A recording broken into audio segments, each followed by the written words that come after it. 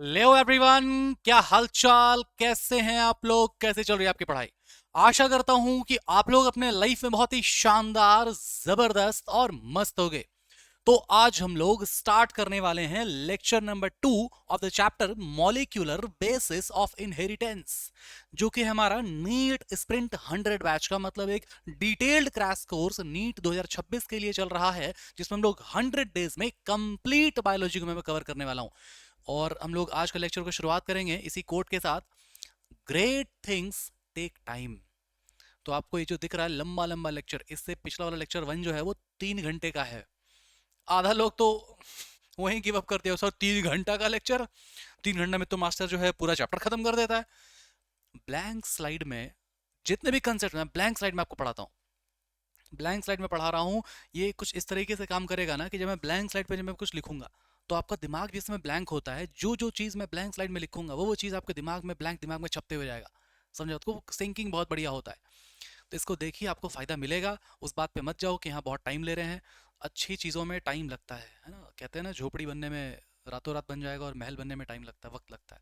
तो अच्छी चीज़ों को वक्त दीजिए, वो निखर के सामने आएगा। ठीक है, स्टार्ट करते हैं हम लोग अपना। ये फ्री बैच है। फ्री बैच को ज्वाइन करने के लिए आपको लिंक डिस्क्रिप्शन में आपको मिल जाएगा। नीट स्पिन 100 के नाम से इसको आप ज्वाइन करोगे तो आप पहुंच जाओगे कहाँ पर? आप पहुंच जाओगे टेलीग्राम ग्रुप में। वो टेलीग्राम ग्रुप में आपको lecture notes, practice sheet, daily update सब कुछ आपको वहाँ पर मिलेगा। ठीक है, सब कुछ फ्री ऑफ कॉस्ट है। अब देखो, इसमें क्या क्या टॉपिक हम लोग पढ़ने वाले हैं। आज हम लोग पढ़ने वाले हैं ग्रिफिथ एक्सपेरिमेंट। ठीक है, वही चूहा मारने वाला ट्रांसफॉर्मिंग प्रिंसिपल। फिर होने वाला है क्या? बायोकेमिकल कैरेक्टराइजेशन, वही एवरी मैक्लॉयड मैकार्टी, हम ऐसे ही कहते हैं। सुनो, फिर है हर्सी चेज एक्सपेरिमेंट। इसमें क्वेश्चन आ रखा है अनइक्विवोकल वाला। फिर आता है क्या? RNA world. तो स्टार्ट करते हैं हम लोग। ठीक है, चलो आओ, एकदम ध्यान से सुनना।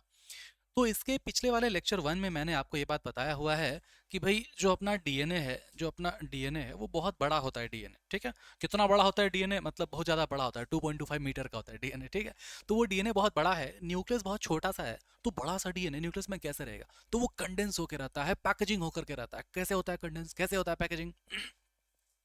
तो वो कुछ प्रोटीन के साथ ऐसे कंडेंस हो जाता है। प्रोकैरियोट में अगर हम लोग देखते हैं पैकेजिंग, तो उसमें कैसे होगा? कुछ पॉजिटिवली चार्ज प्रोटीन होता है, उससे वो हेल्ड हो जाता है, उससे वो हेल्ड हो जाता है। समझे बात को?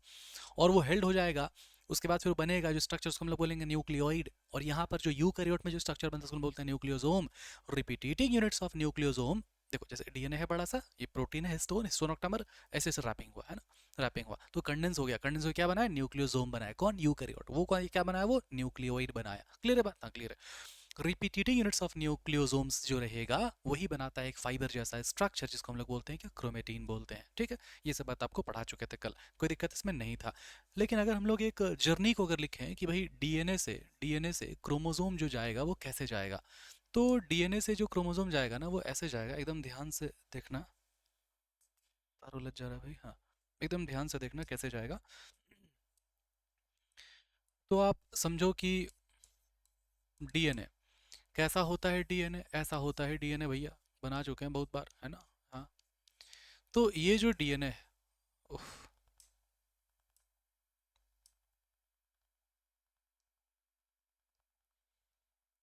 हम्म, ये जो डीएनए है, ये डीएनए क्या होने लगता है? कंडेंस होने लगता है।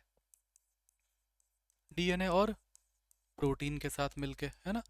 प्रोटीन में अगर हम लोग बात करें, प्रोटीन में अगर हम लोग बात करें यूकैरियोट का, तो उसमें हो जाता है क्या? हिस्टोन प्रोटीन, है ना? अगर हम लोग बात करें प्रोकैरियोट का, तो इसमें नाम नहीं बताता है, लेकिन आप लिखना चाहो तो आप लिख सकते हो क्या? लिख सकते हो क्या? पॉली अमीन्स लिख सकते हो, है ना? हाँ सही बात है। अब ये जो है स्ट्रक्चर ये आपका ऐसा दिखता है ना? जो स्ट्रक्चर आपका ऐसा दिखता है, इस स्ट्रक्चर को आप क्या बोले? इस स्ट्रक्चर को आप बोले क्रोमेटिन। क्रोमेटिन, ठीक है। अब ये जो क्रोमेटिन है ना, ये जो क्रोमेटिन है ना, ये एक स्ट्रक्चर बनाएगा। पीला कर दो भाई, हाँ।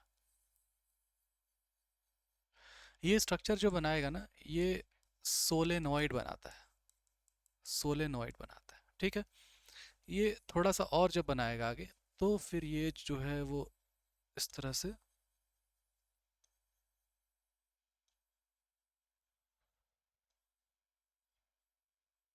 ऐसे बना दिया है ना। इसको आप क्या बोलते हो, इसको आप बोलते हो, इसको आप बोलते हो क्रोमोजोम।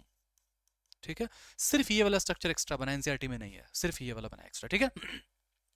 कभी किसी अच्छे किताब में अगर आप देखोगे ना, तो एक क्रोमोसोम बना होगा, वो क्रोमोसोम को खोलेगा तो पहले निकलेगा सोलेनोइड, फिर इसको और खोलेगा फिर मिलेगा ये क्रोमेटिन, फिर इसको और खोलेगा फिर मिल जाएगा आपको क्या, ये डीएनए। समझ रहे हो बात को, कोई दिक्कत है इसमें, नहीं है। हालांकि ये एक और ऐसे हो दिखेगा आपको यहाँ पर, न्यूक्लियोसोम भी आप चाहो तो ऐसे बना सकते हो, न्यूक्लियोसोम भी आप चाहो तो ऐसे बना सकते हो। ये बहुत सारा ये ऐसे कंडेंस होता है यहाँ पर, ये क्या है, ये न्यूक्लियोसोम। ठीक है, ये पूरा जर्नी आपका बना दिया, कोई दिक्कत इसमें नहीं है। लेकिन इसमें आप ध्यान दो, क्रोमेटीन जो है, तो क्रोमेटीन में आपको यहाँ पर इस चैप्टर के हिसाब से आपको क्या दिखाई देगा कि इसमें डीएनए है और क्या है, इसमें हिस्टोन ऑक्टामर है। लेकिन जब आप जब आप देखोगे क्लास 11th का, जब आप देखते हो क्लास 11th का, जब आप देखते हो चैप्टर का नाम है आपका cell the unit of life. उसमें आप देखोगे टॉपिक लास्ट में न्यूक्लियस पढ़ाया हुआ है, पेज नंबर 138 में न्यूक्लियस शुरू किया बाएं साइड में, 139 में दाएं साइड में है। टॉप में देखोगे लगभग 3-4 लाइन टॉप में है ना, फर्स्ट 3-4 लाइन के आसपास देखोगे वहाँ पर लिखा रहेगा chromatin is made up of. Chromatin किसका बना होता है, तो वहाँ पर प्रोटीन में क्रोमेटिन में बना हुआ रहेगा, डीएनए भी रहेगा, डीएनए भी रहेगा, हिस्टोन भी रहेगा, नॉन हिस्टोन भी रहेगा, और आपका आरएनए भी रहेगा। तो ये पांचों चीज, ये गलत नहीं करना क्वेश्चन, एकदम ध्यान से सुनना, ये क्वेश्चन गलत नहीं करना। ठीक है, हाँ।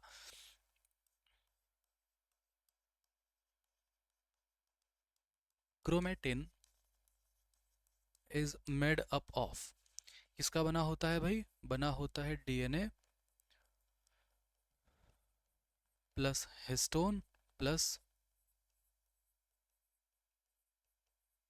Non histone plus RNA. ठीक है, ये पूरा लिखाएगा है ना, कोई दिक्कत है इसमें, कोई दिक्कत है इसमें, नहीं है कोई दिक्कत।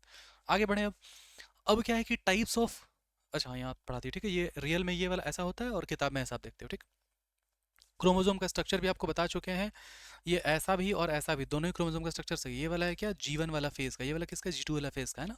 ये नॉन रेप्लिकेटेड क्रोमोसोम है, ये रेप्लिकेटेड क्रोमोसोम, दोनों वाला बात सेम है। ठीक है, और इसके पिछले वाले लेक्चर में मैंने आपको ये बात बता रखा है कि अगर आपको मान लो अगर ये अगर आपको लिखना है तो आप ऐसे नहीं लिखोगे कि हाँ ऐसे लिख दिए, सेम क्रोमोसोम पे नहीं आता, इसका डिटेल जाकर के देखो, है ना।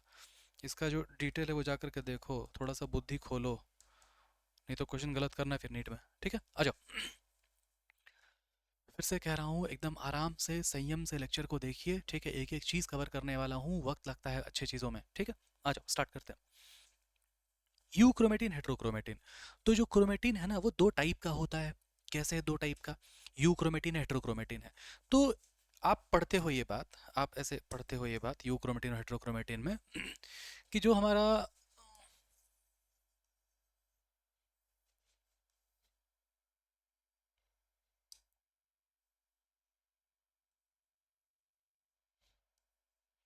हम्म, जो हमारा यू क्रोमेटिन है, जो हमारा यू क्रोमेटिन है, ये होता है थोड़ा सा लूजली डेंस। ठीक है, लूजली पैक्ड। ठीक है, और ये होता है डेंसली पैक्ड। ठीक है, फिर आप पढ़ते हो कि ये जो है ना लाइट स्टेन्ड होता है। स्टेन्ड का मतलब क्या, दाग लगना, मतलब इसमें लाइट स्टेनिंग होगा, और इसमें क्या होगा, इसमें हो जाएगा डार्क स्टेन, है ना, डार्क स्टेन हो जाएगा। ठीक है, अच्छा एक बात और, एक बात और, कल पढ़ा चुके हैं इसे बात, लेकिन फिर भी हम बता रहे हैं आपको बार बार कि जो क्रोमोसोम बनता है वो मालूम है ना आपको कि मेटाफेज में दिखाई देगा। क्रोमोसोम वाला चीज मेटाफेज में दिखाई देगा, है ना, मेटाफेज में दिखाई देगा। क्योंकि क्रोमोसोम क्यों बनता है, क्रोमोसोम इसलिए बनता है क्योंकि सेल को डिवाइड करने के लिए, सेल को डिवाइड करने के लिए, मान लो कि ये वाला सेल है तो इसका न्यूक्लियस है, तो सेल को डिवाइड करने के लिए ये जो जेनेटिक मटेरियल इसको भी डिवाइड करना पड़ेगा ना, तब ना जाकर के ये जो है आधा इसमें और आधा इसमें ये डिस्ट्रीब्यूट करेगा अपना जेनेटिक मटेरियल को, आधा इसमें डिस्ट्रीब्यूट करेगा। सेल को डिवीजन करते समय उसको अपना जेनेटिक मटेरियल को भी उसको डिस्ट्रीब्यूट करना पड़ता है। तो आप बताओ, जो डीएनए जो जेनेटिक मटेरियल क्रोमेटिन के फॉर्म में है, वो क्रोमेटिन के फॉर्म में तो वो कैसे डिस्ट्रीब्यूट कर पाएगा, वो धागा कैसे ऐसे ऐसे कटेगा कि ऐसे ऐसे कटेगा, कैसे क्या होगा। इसीलिए अपना क्रोमेटिन जो है, अपना क्रोमेटिन जो अपना जेनेटिक मटेरियल है वो क्रोमोसोम में कन्वर्ट हो जाता है, that is a unitary form. है ना। छेना को बांटना आसान नहीं है, रसगुल्ला को बांटना आसान है, एक एक पीस दे दिए हम लोग, है ना। इसीलिए मेटाफेज में क्या होने लगता है, मेटाफेज में क्या होने लगता है, क्रोमोसोम ऐसे मिडिल में आ जाता है, फिर ऐसे वो खिंचाता है, इस बात पढ़े हो आप ये सब बात, है ना। और जो मेरे से पढ़ते हो वो मैं 4-5 बार इसे बता चुका हूँ, ठीक है। तो यहाँ से मतलब ये हुआ कि सेल डिवीजन होने के लिए क्रोमेटिन कंडेंस होता है क्रोमोसोम में, है ना। और सेल डिवीजन का एक फेज होता है जिसको हम लोग बोलते हैं क्या, मेटाफेज। तो वहाँ पर क्रोमोसोम कंडेंस होने लगता है, मेटाफेज में आ जाता है। ये सब भी आपका एनसीईआरटी बोला था, है ना। चलो आ जाओ, अब सुनो। ये होता है लूजली पैक और होता है लाइटली स्टेन्ड, ये वाला होता है डेंसली पैक, ये तो डार्क स्टेन। अब ये जो यू क्रोमेटिन है, यू क्रोमेटिन है, ये होता है ट्रांसक्रिप्शनली एक्टिव, और ये होता है ट्रांसक्रिप्शनली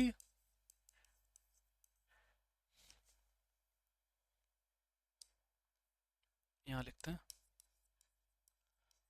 इनएक्टिव। ट्विस्ट है इसमें, थोड़ा रुकना, ट्विस्ट है भी, ठीक है। हाँ, जो आप सोच रहे हो वैसा नहीं है कि रटवा देंगे, सुनो पहले।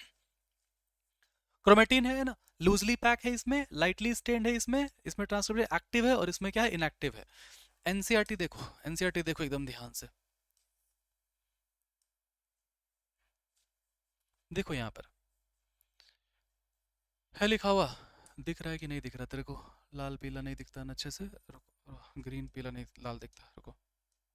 हम्म, देखो है क्रोमेटिन जहाँ पर लूजली पैक होगा उसको लूजली पैक होगा, और वो लाइट स्टेन होता है, उसको हम लोग बोलते हैं यू क्रोमेटिन, है ना। जो क्रोमेटिन डेंसली पैक होगा और जो डार्क स्टेन होगा, है ना, उसको हम लोग बोलते हैं हेट्रोक्रोमेटिन। यू क्रोमेटिन जो है वो ट्रांसक्रिप्शनली एक्टिव होता है, हेट्रोक्रोमेटिन ट्रांसक्रिप्शनली इनएक्टिव होता है। एक एक बात सेम है, कोई दिक्कत नहीं है यहाँ पर। आप हर जगह पे डिफरेंस ऐसे लाइन बीच में खींचते होगे, दोनों साइड में यहाँ पे लिखते होगे पॉइंट्स, और उस पॉइंट्स को आप क्या करते हो, याद करते हो। कोई दिक्कत है इसमें, याद हो जाएगा ना अच्छे से, बताओ। याद हो जाएगा मेरा बच्चा, बढ़िया, कोई दिक्कत नहीं, ऐसे याद करते रहो हर चीज को, ठीक है। हाँ, ऐसे याद करो, दिल्ली में कुतुब मीनार है, दिल्ली में कुतुब मीनार है, दिल्ली में कुतुब मीनार, दिल्ली में कुतिया बीमार है, दिल्ली, मतलब ऐसे याद करो। याद नहीं करना है इसको, अच्छे से समझो, कंसेप्ट को समझो, क्या है कंसेप्ट यहाँ पे। कंसेप्ट ये है कि जैसे ही मैंने इसको बोला यू, है ना, क्या मैंने बोला इसको यू, तो ध्यान देना एकदम, ये जो यू है, यू का मतलब क्या होता है, ये जो यू है, यू का मतलब क्या होता है, ट्रू, है ना। Okay, very good sir, true होता है इसका मतलब, true chromatin, true chromatin. Chromatin में क्या है, क्रोमेटिन में क्या है, क्रोमेटिन में डीएनए है सर, डीएनए का ही तो बनता है क्रोमेटिन। डीएनए जो है वो प्रोटीन साथ मिक्स होगा, वो क्रोमेटिन बन जाएगा। तो ये क्रोमेटिन एक सच्चा जैसे आप एक सच्चा बच्चा का काम क्या होता है, सच्चा स्टूडेंट, ट्रू स्टूडेंट का काम क्या होता है, ट्रू स्टूडेंट का काम ये है कि वो टीचर का बात मानेगा, अच्छे से लेक्चर देखेगा, पूरा वो बिना स्किप किए देखे, बिना भगाए भगाए वो देखेगा, 2x करके एकदम नाच रहा है मास्टर, नाच नाच के पढ़ा रहा है तेरे को, अच्छे से लेक्चर देखेगा बच्चा, फिर वो जो है एनसीईआरटी पढ़ेगा बढ़िया से, फिर वो रिवाइज करेगा अच्छे से, फिर वो क्वेश्चन बनाएगा पीवाईक्यू, है ना। ये एक अच्छा बच्चा का काम होता है, जो कि आप लोग नहीं हो, ठीक है, मालूम है हमको। तो ये होता है अच्छा बच्चा। वैसे ही एक अच्छा क्रोमेटिन का क्या काम है, कि वो अपना काम करे अच्छे से, जैसे एक अच्छा बच्चा अपना काम किया अच्छे से, वैसे ही अच्छा क्रोमेटिन का काम है, अच्छा क्रोमेटिन वही जो कि अपना काम करेगा अच्छे से। और ये क्रोमेटिन डीएनए का बना होता है, मतलब हम लोग जो है क्रोमेटिन को डीएनए कह सकते हैं, क्रोमेटिन को डीएनए कह सकते हैं, डीएनए समझ सकते हैं।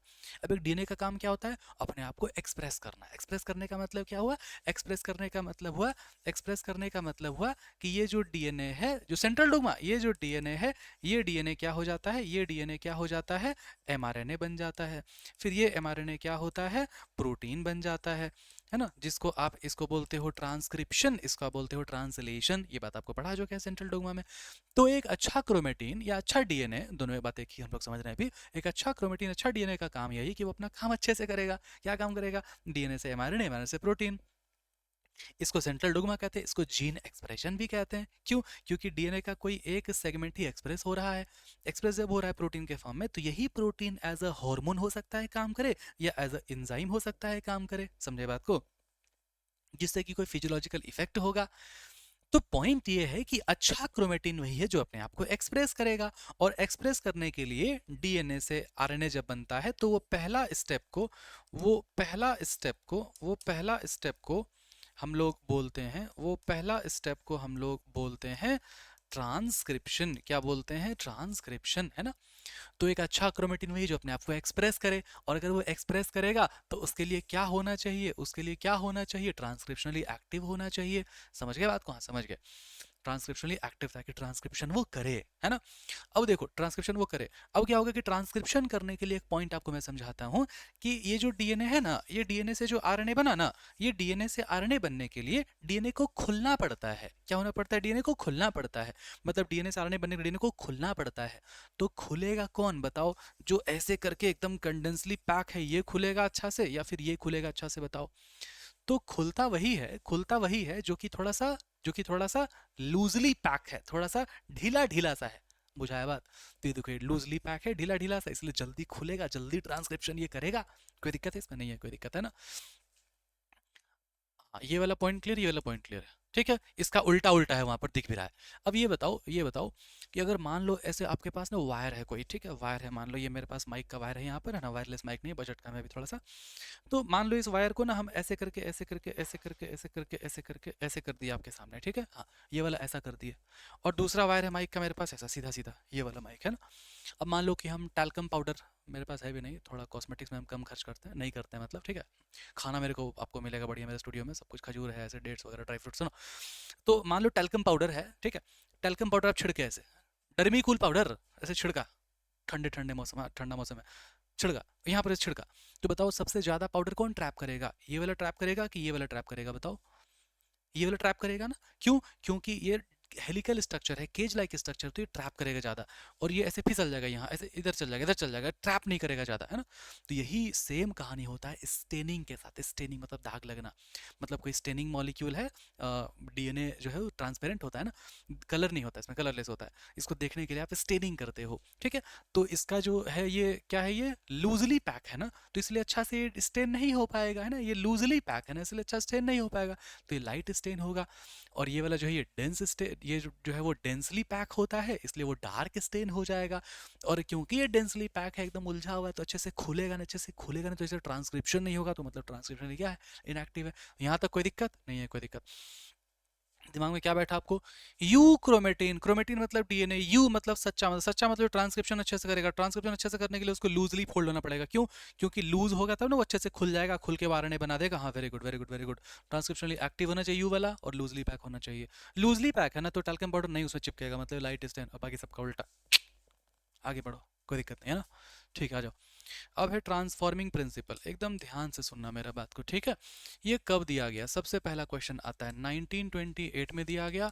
किसके द्वारा दिया गया? फ्रेडरिक फ्रेडरिक ग्रिफिथ के द्वारा दिया गया, ठीक है। स्पेलिंग थोड़ा देख लेना, डबल एफ होगा यहाँ पर, ठीक है।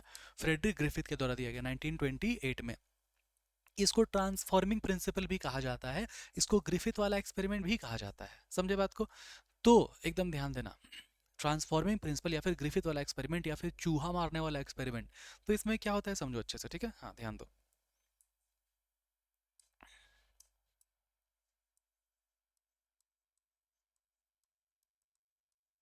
ऑर्गेनिज्म इन्वॉल्व, इसमें कौन कौन सा ऑर्गेनिज्म इन्वॉल्व है? तो इसमें इन्वॉल्व है माइस, ठीक है। और इसमें क्या इन्वॉल्व है? और इसमें क्या इन्वॉल्व है? इसमें इन्वॉल्व है बैक्टीरिया, ठीक है। इसमें इन्वॉल्व है बैक्टीरिया। और जो बैक्टीरिया इन्वॉल्व है ना, जो बैक्टीरिया इन्वॉल्व है ना, हाँ, ये लग जाएगा आपका, लंबा जाएगा फ्लो चार्ट के हिसाब।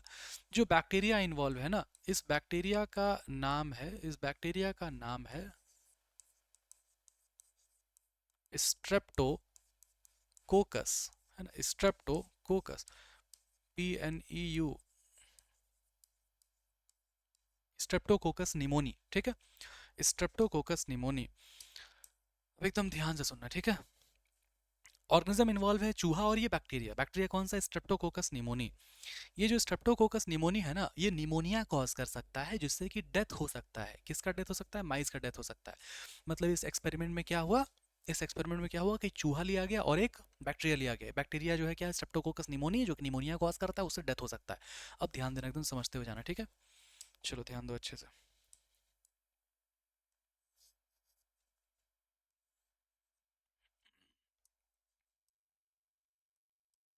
एक जो लिया गया ना, इसको बोला गया था एस स्ट्रेन। दूसरा जो लिया गया था ना, इसको बोला गया था आर स्ट्रेन, ठीक है, हाँ। एक था एस स्ट्रेन और एक था आर स्ट्रेन। अब ध्यान देना एकदम अच्छे से। ये एस स्ट्रेन इसलिए है क्योंकि इसमें mucus mucus and poly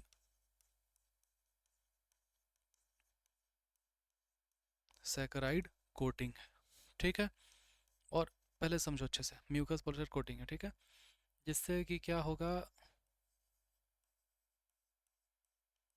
smooth appearance होगा, ठीक है, अपीयरेंस, स्मूथ अपीयरेंस तो होगा। उसके बाद क्या होगा,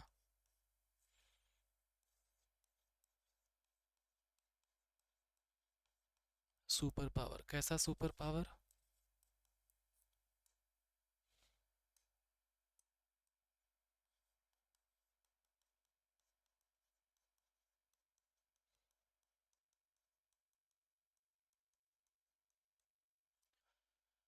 चलो एकदम ध्यान से सुनना मेरी बात को,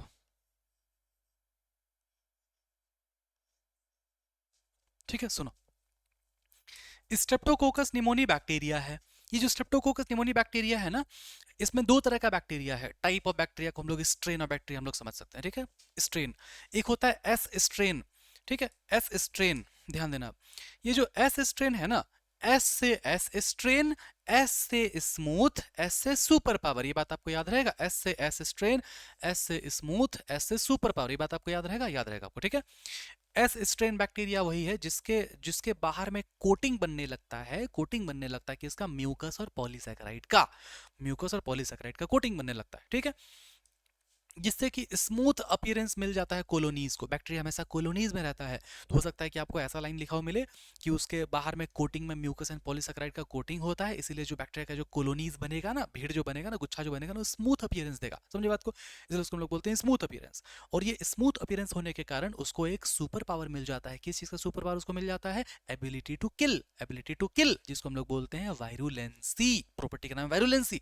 बैक्टीरिया कैसा हो जाएगा? वायरुलेंट हो जाएगा, कोई दिक्कत नहीं है। आप कहते हैं आपको यहाँ तक ये याद रहा बस कि एस से एस स्ट्रेन, एस से आपका हो गया स्मूथ अपीयरेंस, स्मूथ से हो गया सुपर पावर। सुपर पावर मतलब क्या? किसी को किल करना। किल करना को क्या बोलेंगे हम लोग? बोलेंगे इसको वायरुलेंसी बोलेंगे, कोई दिक्कत नहीं है। अब यही वाला जो म्यूकस एंड पॉलीसैकेराइड है ना, तो यहाँ पर होता है क्या? यहाँ पर होता है नो एनी कोटिंग, है ना, नो एनी कोटिंग, ठीक है। तो उससे क्या हो जाएगा? रफ अपीयरेंस हो जाएगा, रफ अपीयरेंस हो जाएगा, ठीक है। रफ अपीयरेंस हो जाएगा तो फिर ये क्या हो जाएगा अपने आप बताओ? नॉन वायरुलेंट हो जाएगा। कोई दिक्कत है इसमें? बोलो, कोई भी दिक्कत है इसमें? बताओ, कोई दिक्कत इसमें नहीं है, है ना, नॉन वायलेंट हो गया, उल्टा हो गया, ठीक है। चलिए, तो यहां तक हम लोग ये बात समझ गए कि स्ट्रेप्टोकोकस निमोनी बैक्टीरिया होता है जो कि निमोनिया कॉज कर सकता है। एस स्ट्रेन अगर रहेगा तो हो जाएगा वो वायरुलेंट, मतलब वो किल कर देगा। अगर वो आर स्ट्रेन है तो हो जाएगा नॉन वायरुलेंट, मतलब वो किल नहीं कर पाएगा। कोई भी सुपर पावर इसके पास नहीं है, कोई भी स्मूथ शाइनी कोटिंग नहीं है इसके पास, कोई प्रॉब्लम इसमें नहीं है। अब एकदम ध्यान से सुनिए, ठीक है, एकदम ध्यान से सुनिए और बताते जाइए मुझे, ठीक है। मान लो कि मान लो कि ये एस स्ट्रेन बैक्टीरिया को अगर आप माइस में अगर आप डालते हो, माइस में अगर आप डालते हो, तो क्या होगा? माइस जिंदा रहेगा कि मर जाएगा? एस स्ट्रेन डालना जी, वायरुलेंट होता है ना, वायरुलेंट होता है ना एस स्ट्रेन, तो क्या हो जाएगा? माइस क्या हो जाएगा? मर जाएगा माइस, है ना। माइस क्या हो जाएगा? मर जाएगा, है ना। ऐसे लिखो, माइस डाई। लेकिन लेकिन अगर आप डालते हो क्या? अगर आप डालते हो आर स्ट्रेन, किस में डाल दिया? आर स्ट्रेन माइस में डाल दिए, तो क्या होता है? तो क्या होता है? माइस सरवाइव, है ना, माइस सरवाइव बोल दो, या फिर डू नॉट डाई बोल दो, या फिर माइस लाइव बोल दो। आपका एनसीईआरटी लिखता है लाइव, है ना। कोई दिक्कत है इसमें? कोई दिक्कत नहीं है, ठीक है। अब समझो अच्छे से। अब ये तीसरा नंबर देखो एकदम ध्यान से, तीसरा नंबर एकदम देखो ध्यान से।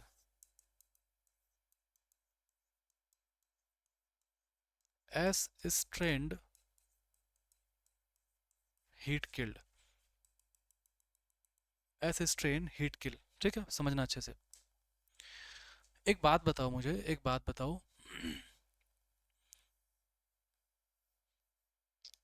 एक बात बताओ, सुनो एकदम ध्यान से।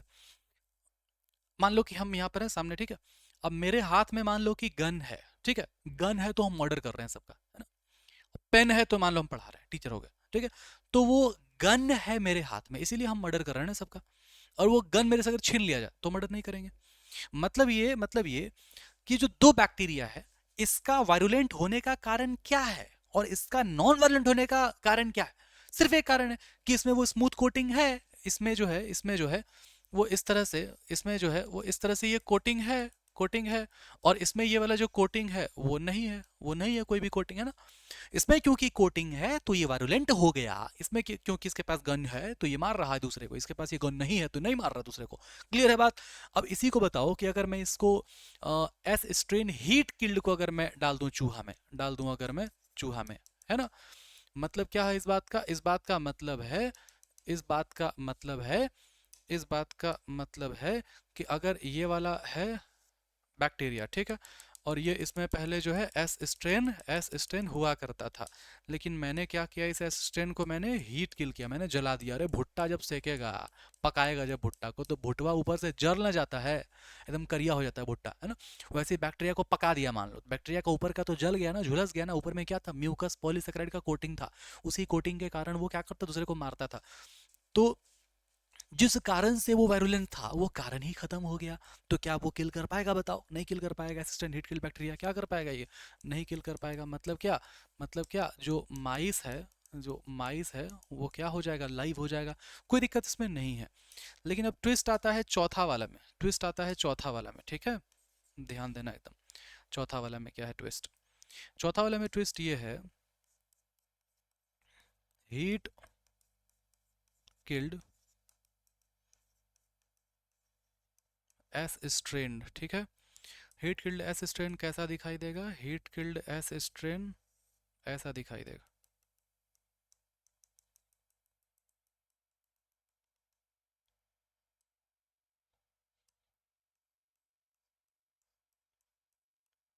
क्रॉस कर दिए वो कोटिंग को, मतलब इसमें था लेकिन ये जल गया अब, है ना। कोई दिक्कत इसमें नहीं है। इसको किसके साथ मिक्स किया, इसको मिक्स किए हो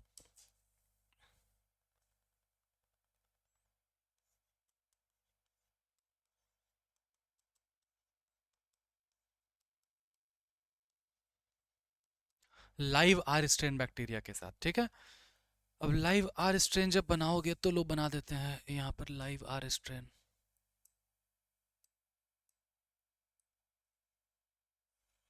ये वाला था क्या, हीट किल्ड एस।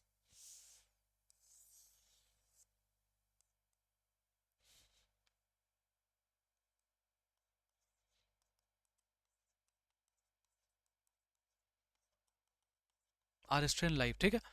अब ध्यान दो। अब इसको आप क्या किए, इसको आप मिलाए, किसके साथ आप मिलाए, चूहा के साथ। तो ऐसे लिखेंगे इसको, इंजेक्टेड इन माइस, है ना। फिर क्या होगा, माइस जिंदा रहेगा कि मर जाएगा, बताओ इक्वेशन 4 में। सोचो, एकदम ध्यान से सुनना मेरा बात को, ठीक है, ध्यान से सुनना। यहाँ पर जो है चूहा जो है ना, यहाँ पर चूहा जो है ना डाई हो जाता है, माइस डाई, ठीक है। क्यों माइस डाई लिखो भैया, माइस डाई क्यों, एकदम ध्यान से सुनना मेरा बात को, ठीक है।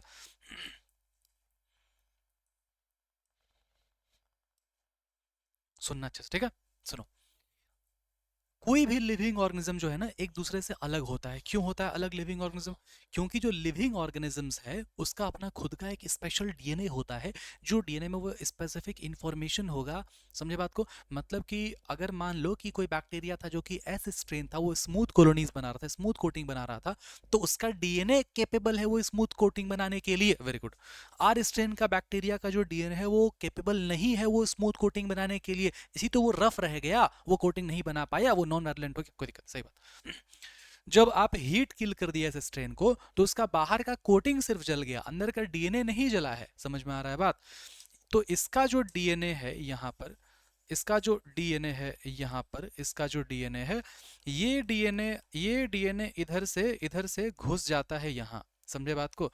और ये वाला जो आर है ना, ये वाला जो आर स्ट्रेन बैक्टीरिया है ना, इस आर स्ट्रेन बैक्टीरिया को कन्वर्ट कर देता है, किसमें कन्वर्ट कर देता है, एस स्ट्रेन में कन्वर्ट कर देता है, जिससे कि क्या हो गया, चूहा मर गया। फिर से सुनिए एकदम ध्यान से, इसको आप ऐसे समझो कि एक मान लो ये है बॉलीवुड का खतरनाक गुंडा, कौन है, गब्बर सिंह है ना, मान लो गब्बर सिंह है, ठीक है, बहुत चोरी चकारी है ना, बहुत डकैती करता था गब्बर सिंह। गब्बर सिंह का आत्मा वो भी डकैत वाला आत्मा है ना, बुझ रहा बात को। तो गब्बर सिंह जो है जब मर जाएगा तो उसका जो आत्मा है दूसरे शरीर को धारण करेगा कि नहीं करेगा, बताओ, करेगा, एकदम करेगा, है ना। तो गब्बर सिंह का जो है, गब्बर सिंह बहुत है निहायती गुंडा है ना, गुंडागर्दी, ठीक है, और उसका जो आत्मा वो भी एकदम गुंडागर्दी आत्मा उसका। जब गब्बर सिंह जब मरेगा तो इसका जो आत्मा है वो दूसरा शरीर में वो चला जाएगा। तो मैंने गब्बर सिंह का आत्मा जो डकैत आत्मा था वो दूसरा शरीर में जब जाएगा तो साधु बन जाएगा, नहीं ना, वो भी शरीर में जा करके वो दूसरा गुंडा बन जाएगा, वो रॉकी भाई बन जाएगा, वो कुछ और बन जाएगा, समझा आपको। तो मतलब ये हुआ कि ये है इसका शरीर और ये डीएनए है इसका आत्मा, इसका आत्मा ही रिस्पॉन्सिबल है इसको डकैत बनाने में, मतलब इसको वायलेंट बनाने में। जैसे ही मर गया तो इसका जो आत्मा था वो इसमें घुस गया, मतलब इसका डीएनए था वो इसमें चला गया ना। अब इसका जो आत्मा है जो कि गड़बड़ डकैत वाला आत्मा था वो इसमें भी वो डकैती करेगा, डकैती मतलब मार देगा, मतलब इसका वाला जो डीएनए है वो यहां से निकलेगा और वो इस आर स्ट्रेन को बदल देगा, किसमें बदल देगा, एस में बदल देगा, मतलब ट्रांसफॉर्म कर देगा। आप लोग बोलते हो ना कि इंस्टाग्राम पे पहले मैं ऐसा था फिर मैं ऐसा हो गया ना, ट्रांसफॉर्मेशन, देन वर्सेस नाउ। तो ये है देन वर्सेस नाउ, बुझा रहा है बात। इसको थोड़ा अच्छा से अगर हम लोग लिखेंगे तो इसको ऐसे कर देंगे, इसको ऐसे कर देंगे, है ना, एस है ना, और यहाँ पर लिख देंगे हम लोग क्या, यहाँ पर लिख देंगे हम लोग क्या, ट्रांसफॉर्मेशन। इसीलिए ना ये टॉपिक का नाम है ट्रांसफॉर्मिंग प्रिंसिपल, कहने गया उसके पीछे स्लाइड में था ट्रांसफॉर्मिंग प्रिंसिपल, क्योंकि ट्रांसफॉर्मेशन हो रहा है जिससे कि चूहा क्या हो गया, डेथ हो गया, बुझा रहा है बात। ये हुआ। यहाँ से क्वेश्चन पूछ सकता है कि बताओ ये चौथा इक्वेशन में heat killed S strain plus ये लाइव आर स्ट्रेन अगर डाले तो चूहा मर गया, चूहा क्यों मरा, वाई। तो इसका आंसर ये हो जाएगा कि क्योंकि जो आर स्ट्रेन बैक्टीरिया लाइव है वो ट्रांसफॉर्म हो गया, वो चेंज हो गया, एस में चेंज हो गया। कैसे चेंज हो गया, क्योंकि हीट किल्ड एस स्ट्रेन से उसका जो डीएनए है वो निकल करके इसमें घुसड़ गया, जिसको इसको बदल दिया इसमें, बुझा है बात, वेरी गुड, है ना। तो इसको चाहो तो यहां पर कर सकते हो ऐसे, in equation 4 the R strain bacteria get transformed into S strain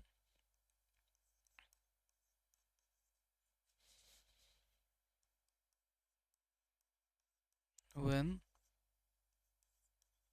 the DNA of heat killed S strain get incorporated into the R strain, है ना। ये उसका रीजन हो गया, बुझाया बात, कोई दिक्कत है, सब कुछ लिख दिया यार, सब कुछ लिख दिया ना, कोई दिक्कत वाली बात नहीं है, ठीक है। अब सुनो एकदम ध्यान से, फिर बगल से ना एगो साइंटिस्ट ताक रहा था ये सब, ठीक है, ताकना मतलब समझते हो, ताकी ताकी ताकी, है ना। तो बगल से एगो साइंटिस्ट ताक रहा था, बोला क्या, आए जी, तू पगला उगला है का, अरे ग्रिफिथ ग्रिफिथ तू पगला उगला, तू को पता होता है कुछ हो कि ये जो बैक्टीरिया वाला सेल है, तू को कैसे पता कि एकर में सिर्फ डीएनए ही है, जो कि डीएनए ही एनए से निकला और एनए आ गया और ये आर को ऐसे बदल दिया, तू को कैसे पता, तू को मालूम है कि एक ठो सेल में बहुत कुछ होता है, ग्रिफिथ कहीं का, डीएनए होता है, आरएनए होता है, प्रोटीन होता है, बहुत कुछ होता है। ध्यान सुन, ग्रिफिथ बोला क्या कि ये जो है ना हीट किल्ड असिस्टेंट, इसका डीएनए इसमें से निकला और यहाँ इनकॉर्पोरेट हो गया, दोनों को मिला दिया ना, तो इसका डीएनए निकला यहाँ से इनकॉर्पोरेट हो गया और ये आर को बदल दिया एस में। तो बगल में साइंटिस्ट बोला, आए रे, ये जो है हीट किल्ड असिस्टेंट, इसमें डीएनए भी है, आरएनए भी है, प्रोटीन भी है, तुमको कैसे पता कि डीएनए ही निकल रहा है, मतलब यहाँ पर ढूंढा जा रहा था जेनेटिक मटेरियल को। जेनेटिक मटेरियल कौन है, मालूम चला कि जेनेटिक मटेरियल में ही वो सारा इंफॉर्मेशन होता है। अगर इन दोनों को साथ में रखे और अगर मान लो कि ये अगर बदल जा रहा है आर से एस में, इसका मतलब जरूर कोई ना कोई यहाँ पर मॉलिक्यूल होता होगा जो कि इसमें से निकल के इसमें चला गया और इसको बदल दिया, और वो जो मॉलिक्यूल निकला होगा वो पक्का वही जेनेटिक मटेरियल होता होगा। और अंदर अंदर साइंटिस्ट लोग को पता था, कुछ लोग को, कि यहाँ जो जेनेटिक मटेरियल है वो डीएनए होता है। आज ना आपको और मेरे को ये बात पता है कि DNA is a genetic material. उस टाइम में कितना टफ होता होगा ये बात को ढूंढना, समझे बात को। तो ये बार बार कह रहा है कि डीएनए है वो जेनेटिक मटेरियल जो कि यहाँ से निकला और इसमें चला गया। लेकिन अब साइंटिस्ट लोग बोल रहा है कि नहीं, तुमको कैसे पता कि जेनेटिक मटेरियल डीएनए ही है? ये बात पता था कि जेनेटिक मटेरियल ही है वो सब्सटेंस जो कि यहां से निकला है और वो इधर चला गया और आर को एस में बदल दिया। लेकिन मसला ये था, प्रॉब्लम ये था कि जेनेटिक मटेरियल बहुत चीज हो सकता है, डीएनए भी हो सकता है, आरएनए भी हो सकता है, प्रोटीन भी हो सकता है, समझे बात को। हाँ, ये बात तय था कि जो यहां से निकला और इसको बदला आर से एस में वही है जेनेटिक मटेरियल। लेकिन ये कैसे पता चलेगा कि जो यहां से निकला वो डीएनए था, प्रोटीन या फिर आरएनए नहीं था? ये कंसेप्ट था, मुझे बात। इसीलिए एक नया टॉपिक आया, biochemical characterisation of the transforming principle. मतलब ये जो सब्सटेंस जो यहां से निकला, इसको डीएनए मत लिखो, ये पता नहीं है ये क्या सब्सटेंस है, उन लोग को नहीं पता, हम लोग को पता, इन्हें नहीं पता है ना। तो ये जो सब्सटेंस जो यहाँ से निकल के यहाँ इसको बदला, ये सब्सटेंस का केमिकल नेचर क्या था? क्या ये डीएनए था कि आरएनए था कि प्रोटीन था, क्या था? इसी को पढ़ते हैं हम लोग किसमें, इसी को पढ़ते हैं हम लोग किसमें, biochemical characterisation. Biochemical characterisation of transforming transforming principle. ठीक है, नहीं नहीं बुझा रहा है, अभी बुझाएगा, रुको देखो, ध्यान दो।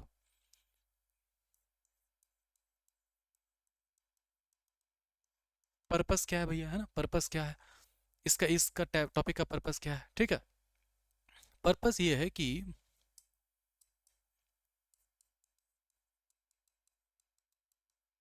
heat killed S strain bacteria contains DNA, RNA, protein।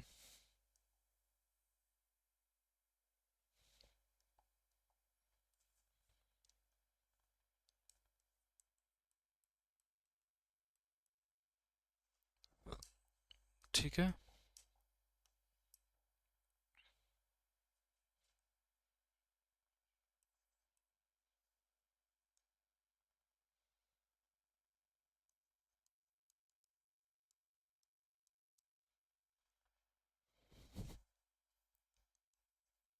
so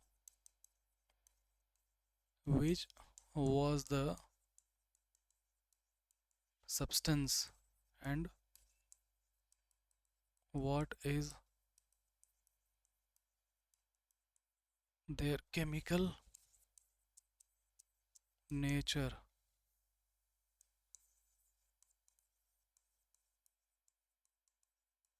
of the substance that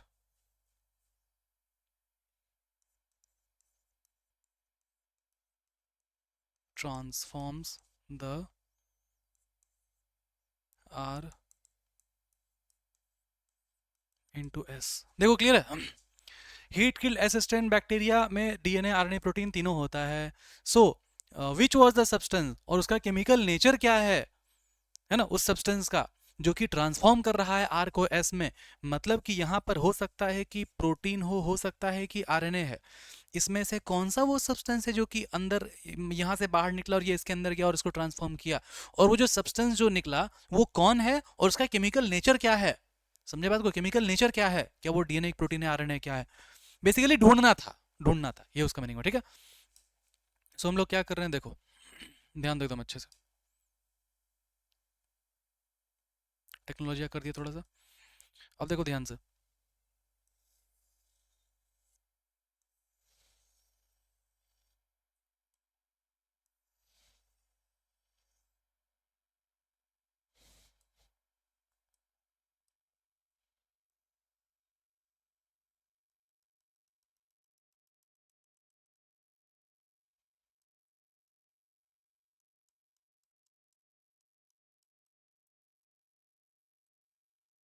ये कौन सा बैक्टीरिया है?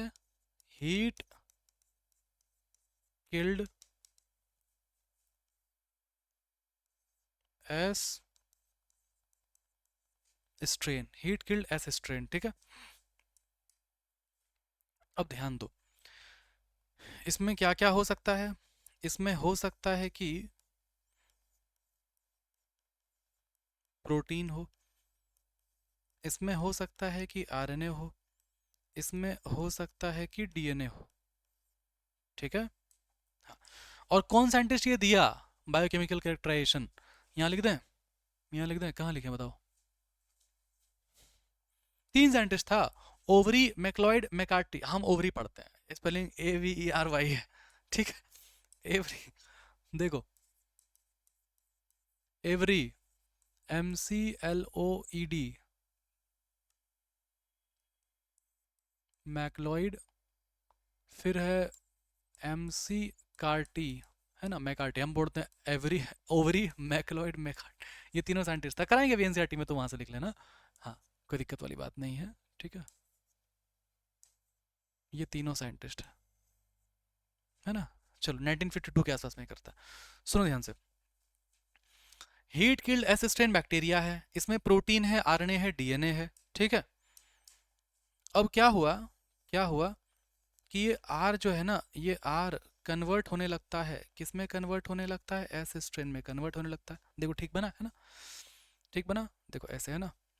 ये एस स्ट्रेन हीट किल्ड वाला बैक्टीरिया है, इसको मिलाया है, तो इसमें से हो सकता है कि या तो प्रोटीन ऐसे आर में घुस रहा हो और एस में कन्वर्ट कर रहा हो। ध्यान सुनो एकदम बात को, येलो डायग्राम को देखो, है ना, येलो डायग्राम को देखो। हीट किल्ड बैक्टीरिया है, इसमें या तो डीएनए या तो प्रोटीन या तो आरएनए है ना। ऐसा साइंटिस्ट लोग जो है एक्सपेक्ट कर रहा है, समझे बात को।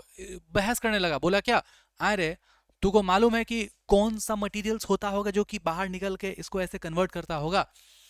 तो हम बोले ठीक है भाई, बताओ तुम क्या कहते हो। तुम बोला कि हम कहते हैं कि वो मटेरियल जो है प्रोटीन है, वो मटेरियल जो है प्रोटीन है, वो मटेरियल जो है प्रोटीन है, ये प्रोटीन है जो कि इसमें आर में घुसता होगा और आर को एस में कन्वर्ट करता होगा। बोले तुम क्या कहते हो। बोला हम कहते हैं कि वो आरएनए है, वो मटेरियल, जेनेटिक मटेरियल जो कि यहाँ से इसमें से निकला और ये आर में गया और एस में कन्वर्ट कर दिया। फिर हम बोले दोनों चुप। हम बोलते हैं हम कि डीएनए है वो सब्सटेंस, वो एस स्ट्रेन हीट किल्ड वाला का वो डीएनए है वो सब्सटेंस, है ना। ये तीनों इसी में है ना। डीएनए है वो सब्सटेंस जो कि यहाँ से निकला और आर को कन्वर्ट किया एस में। अब बोले हम रुको अभी प्रूफ करते हैं, कैसे प्रूफ करेंगे, तो एकदम ध्यान दो, ठीक है, कैसे प्रूफ करेंगे एकदम ध्यान दो, समझना, ठीक है। हम बुलाए इसको, बिठाए, बोले बैठो, तुम क्या कह रहा था। ये कह रहा था कि ये कह रहा था कि प्रोटीन है वो सब्सटेंस जो कि यहाँ से निकला, आर में गया और एस में कन्वर्ट कर दिया। तो बोले अगर हम तेरा प्रोटीन को अगर डिस्ट्रॉय कर दिए प्रोटीएज एंजाइम डाल के, तो प्रोटीन तो तेरा मर गया। बोला हाँ साहब मर जाएगा प्रोटीन। तो अगर ये प्रोटीन ही, ध्यान से सुना, अगर ये प्रोटीन ही अगर एक्चुअल में अगर वो रीजन है कि वो यहां से निकला, आर में गया और आर को एस में कन्वर्ट कर दिया, तो अगर हम प्रोटीन को खत्म कर दें तो फिर ट्रांसफॉर्मेशन रुक जाना चाहिए। बोला हाँ भाई सब रुक जाएगा। तो बोला रुको, थमो, बैठो। तो मैंने क्या किया, पहले मैंने क्या किया, प्रोटीएज एंजाइम डाला। तो प्रोटीएज एंजाइम जैसे ही डालेंगे इसमें, ऐसे लिखते हैं उल्टा करके,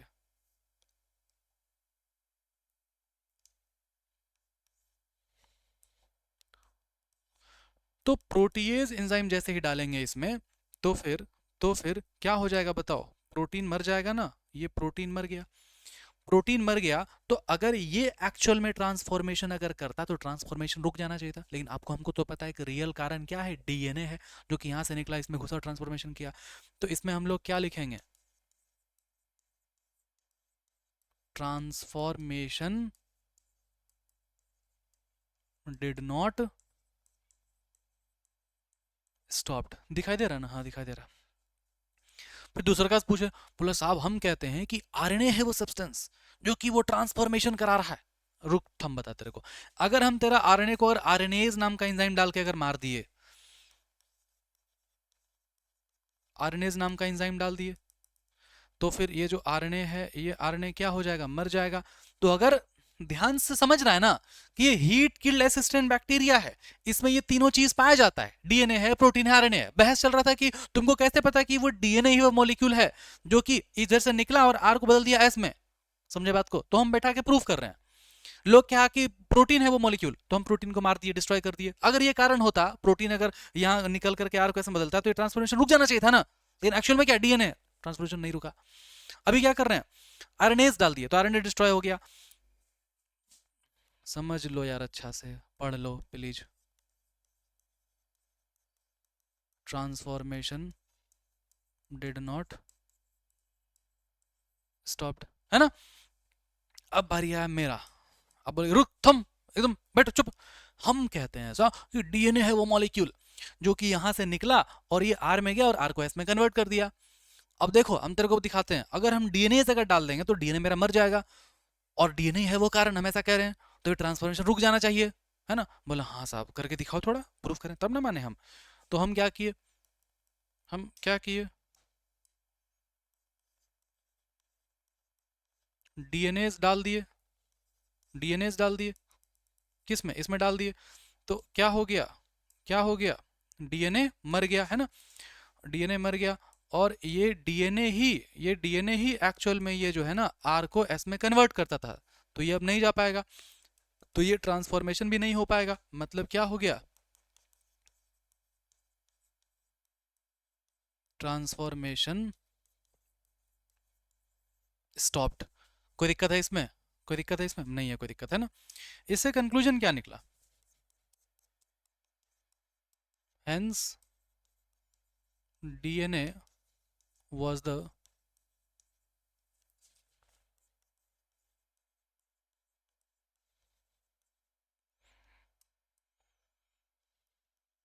transforming principle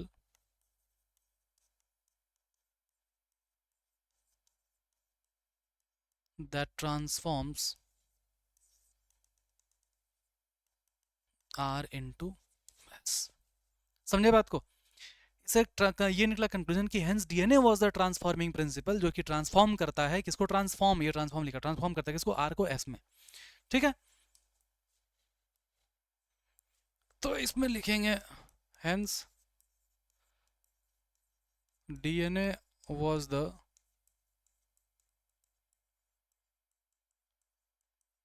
genetic material but not all the biologist convinced। सुनो ध्यान से, क्वेश्चन आएगा कि बताओ DNA was the genetic material, ये बात को प्रूफ कैसे किया गया, सिद्ध कैसे किया गया, किस एक्सपेरिमेंट से सिद्ध हुआ कि DNA was the genetic material, है ना। तो फिर कभी भी आप इसका नाम नहीं लेना, बढ़िया दिख रहा है बाल बढ़ रहा है मेरा, तो कभी भी इसका नाम मत लेना कि एफ ग्रिफिथ एक्सपेरिमेंट या फिर बायोकेमिकल, इसका नाम मत लेना। क्यों, क्योंकि एनसीईआरटी लास्ट लाइन में दाहिने साइड में उस पैराग्राफ में लास्ट लाइन में लिखा हुआ है, एनसीईआरटी दाहिने साइड में बायोकेमिकल कैरेक्टराइजेशन का सेकंड वाले पैरा का लास्ट लाइन में बात को लिखा हुआ है क्या, कि but not all the biologist are convinced. मतलब ये बात प्रूफ हो गया कि हाँ डीएनए जेनेटिक मटेरियल है, लेकिन सभी बायोलॉजिस्ट कन्विंस नहीं हुए। अगर ये पूछा कि DNA was the genetic material, इस बात को हम लोग कैसे प्रूव करते हैं, तो इसका आंसर हो जाएगा हर्सी चेज एक्सपेरिमेंट, जो कि हम लोग आगे पढ़ने वाले हैं। हर्सी चेज एक्सपेरिमेंट ये वाला नहीं होगा, ध्यान देना इस बात को। एनसीईआरटी पढ़ लें, बोलो।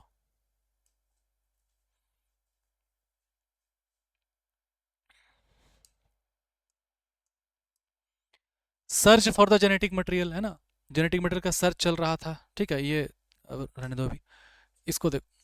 इसमें कुछ पहले का बात दिया हुआ है कि पहले एक्सपेरिमेंट चल रहा था 1926 में, तो फिर जो है जेनेटिक इनहेरिटेंस जो है मोलिकुलर लेवल तक पहुंच चुका था, मतलब जो मेंडल के टाइम में जो चल रहा था एक्सपेरिमेंट। फिर आया Thomas Hunt Morgan, T H Morgan आया।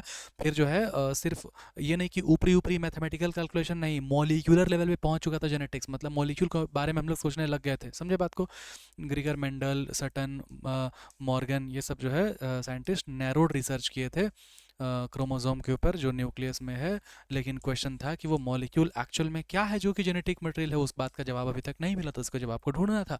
तो जवाब को ढूंढा गया ट्रांसफॉर्मिंग प्रिंसिपल के थ्रू। 1928 में फ्रेडरिक ग्रिफिथ था, एक्सपेरिमेंट किया स्ट्रेप्टोकोकस निमोनिया बैक्टीरिया पे, रिस्पॉन्स फॉर निमोनिया था, ट्रांसफॉर्मेशन कर देता था। ठीक है रुको, ड्यूरिंग द कोर्स एक्सपेरिमेंट, ठीक है, स्ट्रेप्टोकोकस निमोनिया बैक्टीरिया को ग्रो किया गया कल्चर प्लेट पे, स्मूथ शाइनी कॉलोनीज आने लगा।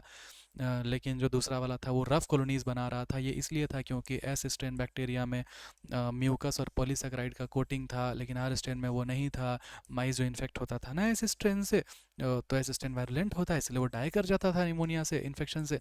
लेकिन जो माइस है ना आर स्ट्रेन से वो डाई नहीं करता था, वो डेवलप नहीं होता था निमोनिया। बोलो कोई दिक्कत है? कोई दिक्कत नहीं है, ठीक है। एस गया तो इंजेक्ट में गया तो मर गया, आर गया तो नहीं मरा, है ना, ठीक है। अब ये एस स्ट्रेन हीट किल है, हीट किल मतलब ये ऐसे कोटिंग जल गया तो फिर ये माइस लाइव रह गया। लेकिन अब ध्यान दो, एस स्ट्रेन हीट किल, एस स्ट्रेन हीट किल, इसमें था वो डीएनए, है ना, जो डीएनए पहुंच गया किस में, आर में, और आर को बदल दिया किस में, एस में बदल दिया। तो ये चूहा क्या हो गया, डाई हो गया। कोई दिक्कत इसमें नहीं है, है ना। देखो लिखता भी है मिक्सचर जब हम लोग करते हैं हीट किल्ड एस स्ट्रेन का और लाइव आर का, तो माइस डाई हो जाता है। समझे बात को? He recovered living S from the dead mice. हाँ, वो रिकवर करते हैं एस बैक्टीरिया को डेड माइस से, मतलब चूहा जो है वो चूहा में जब वो बैक्टीरिया घुसा होगा तो वो वहाँ से उसको रिकवर करते हैं, निकालते हैं, और कुछ एक्सपेरिमेंट वो करते हैं, ठीक है। और वो कंक्लूड करते हैं कि R strain bacteria somehow been transform, वो कंक्लूड करते हैं कि आर स्ट्रेन बैक्टीरिया ट्रांसफॉर्म हुआ था। वही तीसरा चौथा वाले इक्वेशन को वो डिकोड कर देता है कि देखो जो एस स्टेन हीट कील्ड है ना, इसका ये डीएनए यहाँ से निकला और आर में पहुंचा और आर को एस में कन्वर्ट कर दिया। ये बात बोलता है, देखो he concluded that R strain bacteria somehow been transform by the heat killed S strain bacteria. Somehow कोई ट्रांसफॉर्मिंग प्रिंसिपल था वहाँ पर जो कि ट्रांसफर होता है हीट कील्ड एस से, है ना, जो कि इनेबल कर देता है आर को सिंथेसिस करने के लिए एक स्मूथ पॉलीसेकेराइड कोटिंग, जिससे कि वो आयरलैंड बन जाता है, मतलब कि आर बन गया एस, है ना। This must be due to the transfer of genetic material, ये हुआ होगा ट्रांसफर ऑफ जेनेटिक मटेरियल से, लेकिन वो जेनेटिक मटेरियल का बायोकेमिकल नेचर अब तक डिफाइन नहीं कर पाए थे हम लोग इस एक्सपेरिमेंट से, चूहा मारने वाला एक्सपेरिमेंट से। वो कैसे डिफाइन होगा? वो कैसे डिफाइन होगा? बायोकेमिकल के एक्ट्रैक्शन और ट्रांसफर प्रिंसिपल से डिफाइन होगा। देखो ओवरी है, मैक्लॉइड है, मैकार्टी है, मैकार्टी है ओवरी मैक्लॉइड मैकार्टी, हम ऐसे ही बोलते हैं, ठीक है। चलो सुनो, प्यार से बोलते हैं हम इसको। जेनेटिक मटेरियल जो है सोचा गया था कि प्रोटीन है ना, वर्क किए फिर वो डिटरमाइन करने के लिए बायोकेमिकल नेचर पर ट्रांसफॉर्मिंग प्रिंसिपल का, ठीक है। तो वो प्यूरिफाई किए कुछ बायोकेमिकल जिसमें कि क्या क्या था, प्रोटीन है, आरएनए है, डीएनए, यही सब है। हीट किल्ड असिस्टेंस से ये वाला चीज़ मिला है ना, और इसमें से कौन सा है वो मटेरियल जो कि ट्रांसफॉर्म करता है, वही ढूंढना था, ठीक है। To see which one should transform the live R into S, है ना, ये बात लिखा हुआ है। वो डिस्कवर करते हैं डीएनए एलोन। कैसे डिस्कवर करते हैं तो यहाँ पर नीचे में बताएगा, क्या बताएगा, they also discovered that protein digesting enzyme protease, है ना, और आरएनए डाइजेस्टिंग एंजाइम जिसको हम लोग आरएनएज कहते हैं, डिड नॉट, मतलब प्रोटीएज डाल दिए और अगर आरएनएज अगर डाल दिए तो ट्रांसफॉर्मेशन रुक नहीं रहा था, यू ट्रांसफॉर्मेशन तो हो रहा था डीएनए से, did not affect the transformation, so the transforming substance was not a protein या डीएनए। लेकिन डाइजेशन जैसे ही किया ना डीएनए का, तो फिर क्या हुआ, did inhibit the transformation, transformation रुक गया। इसका मतलब ये हुआ कि डीएनए कॉज दैट ट्रांसफॉर्मेशन, है ना। फिर वो कंक्लूड किया कि DNA is the hereditary material, but not all the biologists are convinced. कोई दिक्कत है इसमें? नहीं है कोई दिक्कत, है ना। अब आप सुनो ध्यान से, can you think difference between, अरे डीएनएज का मतलब होता है प्लूरल डीएनए, डीएनएज एक तरह का एंजाइम है, डीएनएज एक तरह का एंजाइम है जो कि डीएनए को डाइजेस्ट करता है, और ये प्लूरल डीएनए बहुत सारे डीएनए, इसको लिख लेना यहाँ पर ये करके, ठीक है। कितना देर हो गया? 53 मिनट हुआ, ठीक चल रहा है टाइमिंग, कोई दिक्कत नहीं है ना। कल का क्लास ज़्यादा हो गया था, आज का क्लास ज़्यादा नहीं होगा, 2 घंटे के आसपास रखेंगे, ठीक है। हाँ, क्या है ना कि मेरे पास पूरा सीक्वेंस बना हुआ है, देखो मेरे पास ये डायरी है, मेरे पास ये सीक्वेंस बना हुआ है कि कौन सा चैप्टर जो है ना किस लेक्चर में क्या क्या पढ़ाने वाले हैं, तो ये पूरा पूरा बना हुआ है प्लानर मेरे पास, ठीक है। जैसे कि ना लेक्चर 2 चल रहा है ना, तो इसमें एक्सपेरिमेंट पढ़ाएंगे, बायोकेमिकल कैरेक्टराइजेशन पढ़ाएंगे, फिर हर्सी चेज पढ़ाएंगे, फिर आरएनए वर्ल्ड पढ़ाएंगे। इस लेक्चर में इतना ही पढ़ाएंगे, अगला लेक्चर में रेप्लिकेशन पढ़ाएंगे, मेजल्स एंड स्टॉल पढ़ाएंगे। तो मेरे पास ये प्लानर बना हुआ है यहाँ पर, है ना, कि किस लेक्चर में क्या क्या टॉपिक जाने वाला है। हम बैठ करके दुर्गा पूजा दिवाली का छठ में बैठ करके एनसीईआरटी से निकाले पूरा कि किस लेक्चर में कितना टॉपिक्स पढ़ाएंगे, जिससे कि प्लानर अच्छे से खत्म होगा, टाइम पर सिलेबस चलेगा। तो मेरे पास वो एक थोड़ा सा बाध्यता होता है, बाउंडेशन होता है, मतलब एक वो तय लाइन होता है कि हाँ इस लेक्चर में मेरे को इतना ख़त्म करना ही पड़ेगा। समझे बात को? इसलिए वो फ्लो फ्लो में ज़्यादा चला गया, पहला लेक्चर 3 घंटा चला गया, अगला 3 घंटा नहीं जाएगा, ठीक है। और ये प्लानर सोचे कि हम आपको भेज दें, लेकिन ये प्लानर बहुत रफ तरीके से लिखा हुआ है और उतना प्रोफेशनल अभी टाइपर लोग नहीं है कि इसको टाइप करा करके आपको प्लानर की तरह देते हैं, बड़े इंस्टीट्यूट की तरह। भविष्य में हो जाएगा इन फ्यूचर, ठीक है। चलो, ये हो गया जेनेटिक मटेरियल वाज डीएनए, इसको हम लोग अब करते हैं हर्सी चेज एक्सपेरिमेंट को, है ना। आ जाओ आगे बढ़े। सब कुछ समझ में आ रहा है ना? देखो ना, एक एक चीज़ समझ में आएगा आपको, है ना। वो कहते हैं ना कि ग्रेट थिंग्स टेक टाइम, फिर से वही कह रहे हैं आपको, वक्त लगेगा दोस्त, वक्त लगेगा, ठीक है।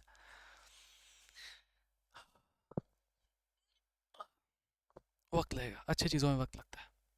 चलो आ जाओ स्टार्ट करते हैं। 12 बज गया। अब है हर्सी चेज एक्सपेरिमेंट, ध्यान देना। अल्फ्रेड हर्सी नाम था एक साइंटिस्ट का, माथियास चेज नाम था साइंटिस्ट का। ये दोनों एक एक्सपेरिमेंट करते हैं।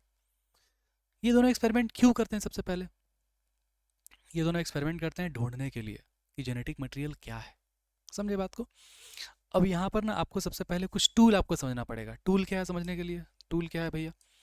तो टूल के लिए आप समझो कि यहाँ पर ये है बैक्टीरियोफेज, है ना?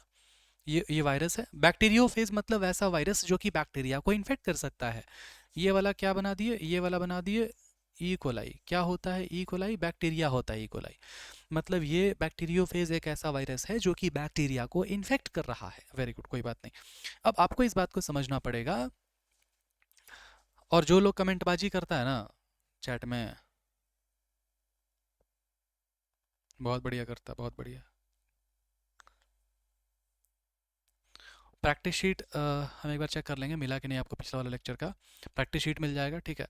पेडिग्री को अलग से करा देंगे, पेडिग्री का थंबनेल बन चुका है, ठीक है। महामंत्र फॉर पेडिग्री एनालिसिस, इसके बाद सब खत्म, है ना? ऐसा पेडिग्री वाला बना देंगे। 30 मिनट का लेक्चर आएगा, उसमें बहुत सारे क्वेश्चंस रहेंगे, हर टाइप के क्वेश्चंस को कवर कर देंगे, ठीक है। आज सुनो, तो आप समझो कि हर्सी चेज एक्सपेरिमेंट के लिए इन्फेक्शन का कुछ रूल होता है, उस रूल को आपको समझना पड़ेगा। क्या है इन्फेक्शन का रूल?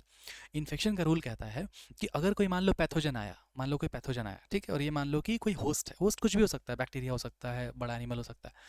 तो ये जैसे ही पैथोजन आएगा ना, और ये जैसे ही होस्ट में अटैच होगा, ये एंटर कर जाएगा, तो ये पैथोजन अपना जेनेटिक मटेरियल को इस होस्ट के जेनेटिक मटेरियल से वो जोड़ना चाहेगा। ये होता है इन्फेक्शन का रूल।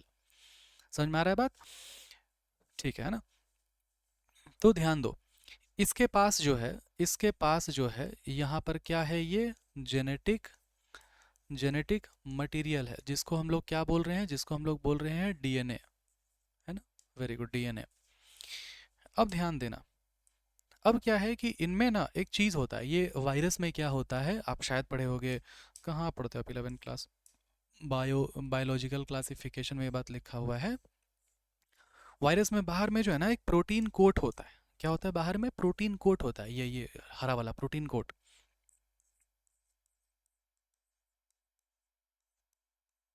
प्रोटीन कोट है, जिसको एक और नाम हम लोग देते हैं, उसको हम लोग बोलते हैं क्या? कैप्सिड बोलते हैं ना, प्रोटीन कोट या फिर कैप्सिड बोलते हैं, ठीक। अब समझो एकदम ध्यान से, रियलिटी में क्या होता है मुझे और आपको पता है ये बात। रियलिटी में क्या होता है मुझे आपको ये बात पता है कि इन्फेक्शन जब होगा ना, तो ये वाला जो डीएनए है ना, ये वाला जो डीएनए है, ये डीएनए ही अंदर जो है ये एंटर कर जाता है। ये डीएनए ही जो है ये अंदर जो है एंटर कर जाता है ना। ये डीएनए ही अंदर एंटर कर गया। किस में एंटर कर गया? ये इकोलाई बैक्टीरिया में एंटर कर गया। क्यों? इन्फेक्शन कॉज कराने के लिए। कोई दिक्कत इसमें नहीं है, ठीक है। और ऐसा माना जा रहा था कि इसमें बहुत सारा मॉलिक्यूल होता होगा, जो मॉलिक्यूल अंदर घुस के इन्फेक्शन कॉज किया ना, वही वाला molecule as a genetic material उसमें होता होगा। अभी भी समस्या क्या है? ढूंढना है कि which is the genetic material. Genetic material क्या है? क्या वो डीएनए है कि प्रोटीन है कि आरएनए है, क्या है? समझे? फिर बहुत ज़्यादा भसड़ हुआ, बहुत ज़्यादा बहस हुआ। फिर बहस में बहस यहाँ तक पहुंचा कि एक वायरस है जिसमें कि अंदर में जेनेटिक मटेरियल डीएनए है, और इसके बाहर में ये प्रोटीन कोट है जो कि बना हुआ होता है प्रोटीन कोट का। तो अब साइंटिस्ट लोग ये बहस करने लगा, देखो हम और आप ये बात जानते हैं आज के डेट में कि इसके अंदर का डीएनए ही अंदर आता है। उस समय पता नहीं था। उस समय क्या बहस हो रहा था? उस समय बहस हो रहा था कि जब ये होता है ना इन्फेक्शन, तो हो सकता है ऐसा कि ये डीएनए अंदर जा रहा हो, या हो सकता है ऐसा, कि ये जो प्रोटीन है ये प्रोटीन अंदर जा रहा हो, है ना। ये बोला केस वन और ये बोला केस 2। अब इसी को प्रूव करना था कि एक्चुअल में ये जो वायरस है बैक्टीरियोफेज, इसका ये प्रोटीन कोट अंदर जाके इन्फेक्शन कॉज कर रहा है, या फिर ये डीएनए अंदर जाके इन्फेक्शन कॉज कर रहा है। इसी बात को प्रूव करना था। कोई दिक्कत है इसमें? कोई दिक्कत नहीं है। अब सुनो ध्यान से एकदम। अब ये क्या बना दिए? इसको मत लिखना, ये लिखना था आपका नोट्स, इसको मत लिखना। ये आपका इकोलाई बैक्टीरिया, ये ठीक है। अब मान लो कि इसको जो है प्रोटीन कोड को हम अगर पीला कलर से अगर कर दिए, है ना, और डीएनए को अगर मान लो कि लाल कलर से अगर बना दिए, है ना, स्टेनिंग कर दिए, ठीक है, इन्फेक्शन कॉज कर, रियलिटी में तो आपको और मुझे पता है ना कि ये डीएनए ये लाल वाला ही अंदर जाएगा, इन्फेक्शन करने के लिए छोड़ देंगे, फिर इसको देखेंगे, आए जी इसके अंदर में क्या घुसा है, क्या इसके अंदर में ये लाल कलर दिखाई दिया है कि इसके अंदर में ये पीला कलर दिखाई दिया है। अगर इसके अंदर में ये पीला कलर दिख रहा है मतलब कि ये प्रोटीन कोट घुस गया पूरा पूरा इन्फेक्शन कॉज करने के लिए, है ना। और अगर मान लो कि ये अगर इसमें लाल कलर अगर दिख रहा है मतलब ये लाल वाला डीएनए घुस, मतलब हम लोग क्या किए ना, कलरिंग कर दिए, स्टेनिंग कर दिए, इसको लाल कलर से स्टेन कर दिए, इसको पीला कलर से स्टेन कर दिए, बुझा रहा है बात। तो क्या हुआ, तो क्या हुआ कि अगर यहाँ पर अगर लाल कलर दिखता तो मतलब डीएनए घुस गया है, पीला कलर दिखता मतलब कि प्रोटीन घुसा है। लेकिन क्या हम लोग ऐसा कलर से आइडेंटिफाई कर पाएंगे? नहीं कर पाएंगे, नहीं कर सकते हैं ऐसा। इसीलिए हम लोगों को क्या करना पड़ा, इसीलिए हम लोगों को क्या करना पड़ा, रेडियो एक्टिव लेबलिंग करना पड़ा, रेडियो एक्टिव लेबलिंग करना पड़ा। कैसे लेबलिंग करते हैं ध्यान दो, कैसे लेबलिंग करते हैं एकदम ध्यान दो। मतलब क्या करेंगे ना कि ये डीएनए को हम लोग लेबलिंग कर देंगे रेडियो एक्टिव सब्सटेंस से, ठीक है, मान लो कि P32 से कर दिया, ठीक है, और ये जो प्रोटीन है इसको लेबलिंग कर दिया मान लो S35 से। क्या है बताएंगे सब, सुनो ना पहले। रेडियो एक्टिव सब्सटेंस एक ऐसा सब्सटेंस होता है कि अगर मान लो आप रेडियो एक्टिव सब्सटेंस को मान लो यहाँ अगर आप घुसेड़ दिए ना, अटैच अगर कर दिए ना, तो ये जो बैक्टीरिया सेल है जैसे इसमें इन्फेक्शन होगा तो ये जो आपका डीएनए है जैसे अंदर जाएगा ना, तो इसके अंदर में ये P32 भी चला जाएगा, P32 भी चला जाएगा। तो P32 जो है ना एक रेडियो एक्टिव सब्सटेंस होता है, फॉस्फोरस P32, वो रेडिएशंस एमिट करेगा, समझे बात को। रेडिएशंस एमिट करेगा तो फिर उसको पहचानना बहुत आसान हो जाएगा, वो डिटेक्ट कर पाना बहुत आसान हो जाएगा। मतलब अगर आपको ये कन्फ्यूजन है कि अंदर क्या एंटर कर रहा है, अगर आपको ये कन्फ्यूजन है कि अंदर क्या एंटर कर रहा है, क्या अंदर में ये डीएनए एंटर कर रहा है या फिर अंदर में ये प्रोटीन एंटर कर रहा है, तो इसको अलग सब्सटेंस से रेडियो एक्टिव सब्सटेंस से लेबलिंग कर दो और इसको अलग सब्सटेंस से रेडियो एक्टिव लेबलिंग कर दो। फिर अंदर में रेडिएशन एमिट करो, क्या अंदर में रेडिएशन इसका वाला दिखाई दे रहा है कि रेडिएशन इसका वाला दिखाई दे रहा है, उससे पहचान में आ जाएगा कि कौन सा अंदर घुसा हुआ है। क्लियर हुआ बात, है ना। तो हम लोग रेडियो एक्टिव लेबलिंग कर रहे हैं, समझ में आया बात, रेडियो एक्टिव लेबलिंग कर रहे हैं यहाँ पर, ठीक है। तो ऐसे लिखेंगे इसको, DNA radioactive labelled by P32, ठीक है। और ये जो कैप्सिड है इसको हम लोग क्या बोलेंगे, इसको हम लोग क्या बोलेंगे,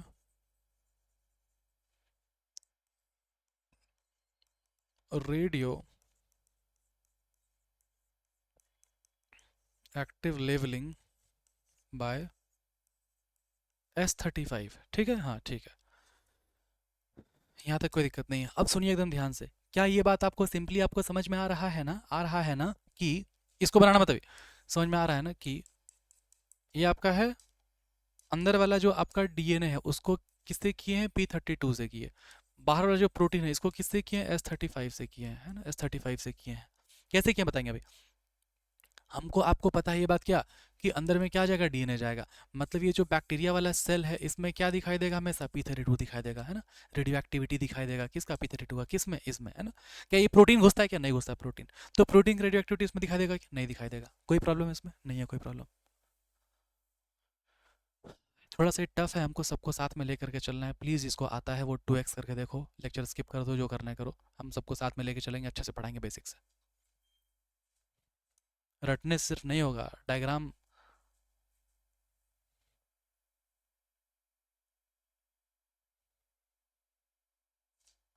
जरा बताओ तो क्या होता है सुपर नेटेंट का मतलब, अगर तेज बन रहा है तो 2x में मार के लेक्चर को, तो सुपर नेटेंट का मतलब क्या बताओ, ध्यान से देखो, ठीक है, हाँ, गुस्सा नहीं है हम, पता नहीं कमेंट बाजी कर रहा है क्या कर रहा है हमको नहीं पता ना, हालांकि हम देख रहे होंगे इंस्टीट्यूट में पढ़ा होंगे या फिर निकल रहे होंगे ना, नाश्ता वास्ता कर रहे होंगे, हम देख रहे होंगे कमेंट में क्या चल रहा है, तकलीफ होता है देख करके उस समय कि इतना मेहनत करके पढ़ा रहे हैं, वॉचिंग नहीं है, पैसे नहीं आ रहे यूट्यूब से, 1 रुपया अभी तक नहीं आया, लेकिन फिर भी पढ़ा रहे हैं क्योंकि ये ऐसे होता है ना 75 डे हार्ड चैलेंज, वैसे मेरा 100 डे हार्ड चैलेंज है, सिलेबस को खत्म करना अच्छे से irrespective of the views and पैसा, अच्छे से खत्म करना है बढ़िया से, क्योंकि मैं आपके लिए काम कर रहा हूँ, अब मेरे को वो ट्रस्ट गेन करना, मेरे को फेथ बनाना है, मेरे को मैक्सिमम बच्चों तक पहुँचना है, तो कुछ कंट्रीब्यूट कर रहे हैं, कुछ वैल्यू दे रहे हैं आपको, ताकि आप मेरे को कंसिडर करो कि हाँ, मार्केट में एक नया बंदा है जो मेहनत से पढ़ा रहा है, मेहनत से काम कर रहा है और अच्छे सिलेबस खत्म कर रहा है, फ्री में कर रहा है वो। आगे जाके चीज़ें पेड होंगी, बहुत ज़्यादा मिनिमम कॉस्ट, अफोर्डेबल कॉस्ट, जितना कि आप सोच भी नहीं सकते हो, क्योंकि सिस्टम को रन करने के लिए चाहिए ना। अभी मेरे पास इन्वर्टर नहीं है, सब कुछ सैलरी से मतलब लगभग 5-6 लाख रुपए इसमें लगा चुके हैं। इन्वर्टर नहीं अभी तक कर पाए, सैलरी नहीं है इसलिए, वो भी कर लेंगे। तब जाके कभी कभी आपका लेक्चर जो 2 पार्ट में आ जाता है ना, वो 2 पार्ट में नहीं आएगा। जैसे ही लाइट जाता है ना, तो लेक्चर कट जाता है यहाँ से, एडिट नहीं कर सकते हम, क्योंकि पेड सॉफ्टवेयर नहीं है पीसी में। ये लेक्चर बिना एक सिंगल टेक, मतलब बिना कोई रीटेक का होता है, सिंगल शॉट में होता है, कोई रीटेक नहीं है। समझ रहे हो, हम कुछ हुलुक बुलुक नहीं कर, कुछ हम देख नहीं सकते। ऑनलाइन लेक्चर है ना, लोग क्रिटिसिज्म दे देंगे, क्लिप कट जाएगा कि मास्टर देख के पढ़ाता है, ये बहुत सारी चीज़ है, ये हमको ऐसा अच्छा नहीं लगता है कि देख के पढ़ाना, ज़रूरत नहीं है। अब यहाँ पे है सब कुछ, सब कुछ है यहाँ पे, पेज नंबर एनसीईआरटी का, लाइन नंबर, डायग्राम, सब कुछ यहाँ पे है। उस मेहनत को, उस घिसाई को, बहुत घिसे हैं, उसको कंसीडर करो, फ़ायदा ले लो मेरे से, ठीक है। आओ, अभी टेलीग्राम पे आपको सब कुछ दे रहे हैं, हम एक एक का रिप्लाई करते हैं, बात करते हैं आपसे। सिस्टम कल को बड़ा हो जाएगा, हो सकता है कि हम डाउट सपोर्ट में हम ना रहें, कोई और रहे मेरे जगह पे। अभी से अभी हम अवेलेबल हैं, फ़ायदा उठाओ इसको। कल भी हम ऐसे ही रहेंगे, कल भी हर एक कमेंट का रिप्लाई कर रहे होंगे, इंस्टा पे, यूट्यूब पे रिप्लाई कर रहे होंगे सबको, अभी भी करते हैं, आज भी करते हैं। बहुत लोग तो सोचता है कि सर कैसे रिप्लाई कर रहे हैं, सर की जगह कोई और होगा, सर से तो बात हो ही नहीं सकता है, सर का तो 1.5 लाख फॉलोअर हो गया, 1.5 मिलियन भी हो जाएगा ना, फिर भी हम रिप्लाई कर रहे होंगे, कम कर रहे हो रहे होंगे, कम कर रहे होंगे, लेकिन कर रहे होंगे। और देखो, ये क्रिएट किए अच्छे से। अब देखो इसको लेबलिंग कैसे करते हैं। लेबलिंग ऐसे करते हैं, रेडियो एक्टिव लेबलिंग, कि आ, आपको मालूम है ना, जो डीएनए होता है, तो इसको लिखना मतलब जो लिख रहे हैं, या पेंसिल से लिखना होगा, तो इन नोट्स का पार्ट नहीं। जो डीएनए है वो बना होता है स्मॉलेस्ट यूनिट न्यूक्लियोटाइड का, शॉर्ट में लिखा है न्यूक्लियोटाइड का। न्यूक्लियोटाइड बना होता है शुगर, फॉस्फेट, नाइट्रोजनस बेस का, है ना। तो ये जो फॉस्फेट है लाइक लाइक मॉलिक्यूल, मतलब अगर मैं कल्चर मीडियम में, अगर मान लो यहाँ पर अगर P32 अगर रख दूँ, और यहाँ पर बैक्टीरियोफेज को अगर ग्रो कराऊँ, तो P32 अपने आप एब्जॉर्ब हो जाएगा, किस में, डीएनए में। क्यों? क्योंकि डीएनए का कोई कंस्टिट्यूएंट होता है, स्मॉलेस्ट यूनिट होता है, बोलते हैं न्यूक्लियोटाइड। उसका 3 पार्ट, शुगर है, फॉस्फेट, नाइट्रोजन, ये फॉस्फेट है इसमें ऑलरेडी, तो लाइक लाइक मॉलिक्यूल को अट्रैक्ट कर लेगा। बुझा रहा है बात? तो क्या है कि हम लोग कल्चर मीडियम में ग्रो कराए, रख दिए, किसको रख दिए, P32 को रख दिए, तो अपने आप P32 एब्जॉर्ब हो गया, किस में एब्जॉर्ब हो गया, डीएनए में एब्जॉर्ब हो गया। और सल्फर किस में एब्जॉर्ब हो गया, अपने आप प्रोटीन में एब्जॉर्ब हो गया। कोई दिक्कत है इसमें? नहीं, ये बात आपका एनसीईआरटी छुपा छुपा के लिखता है, छोटा छोटा लाइन करके, ठीक है। हाँ, यहाँ इस छोटा लाइन को हम चाहे तो लिख सकते हैं, ऐसे लिख सकते हैं, देखो ये लाइन आप यहाँ पे लिख सकते हो, कोई दिक्कत नहीं है।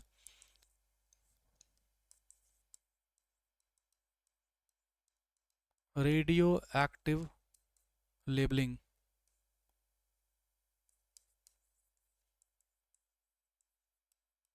was done by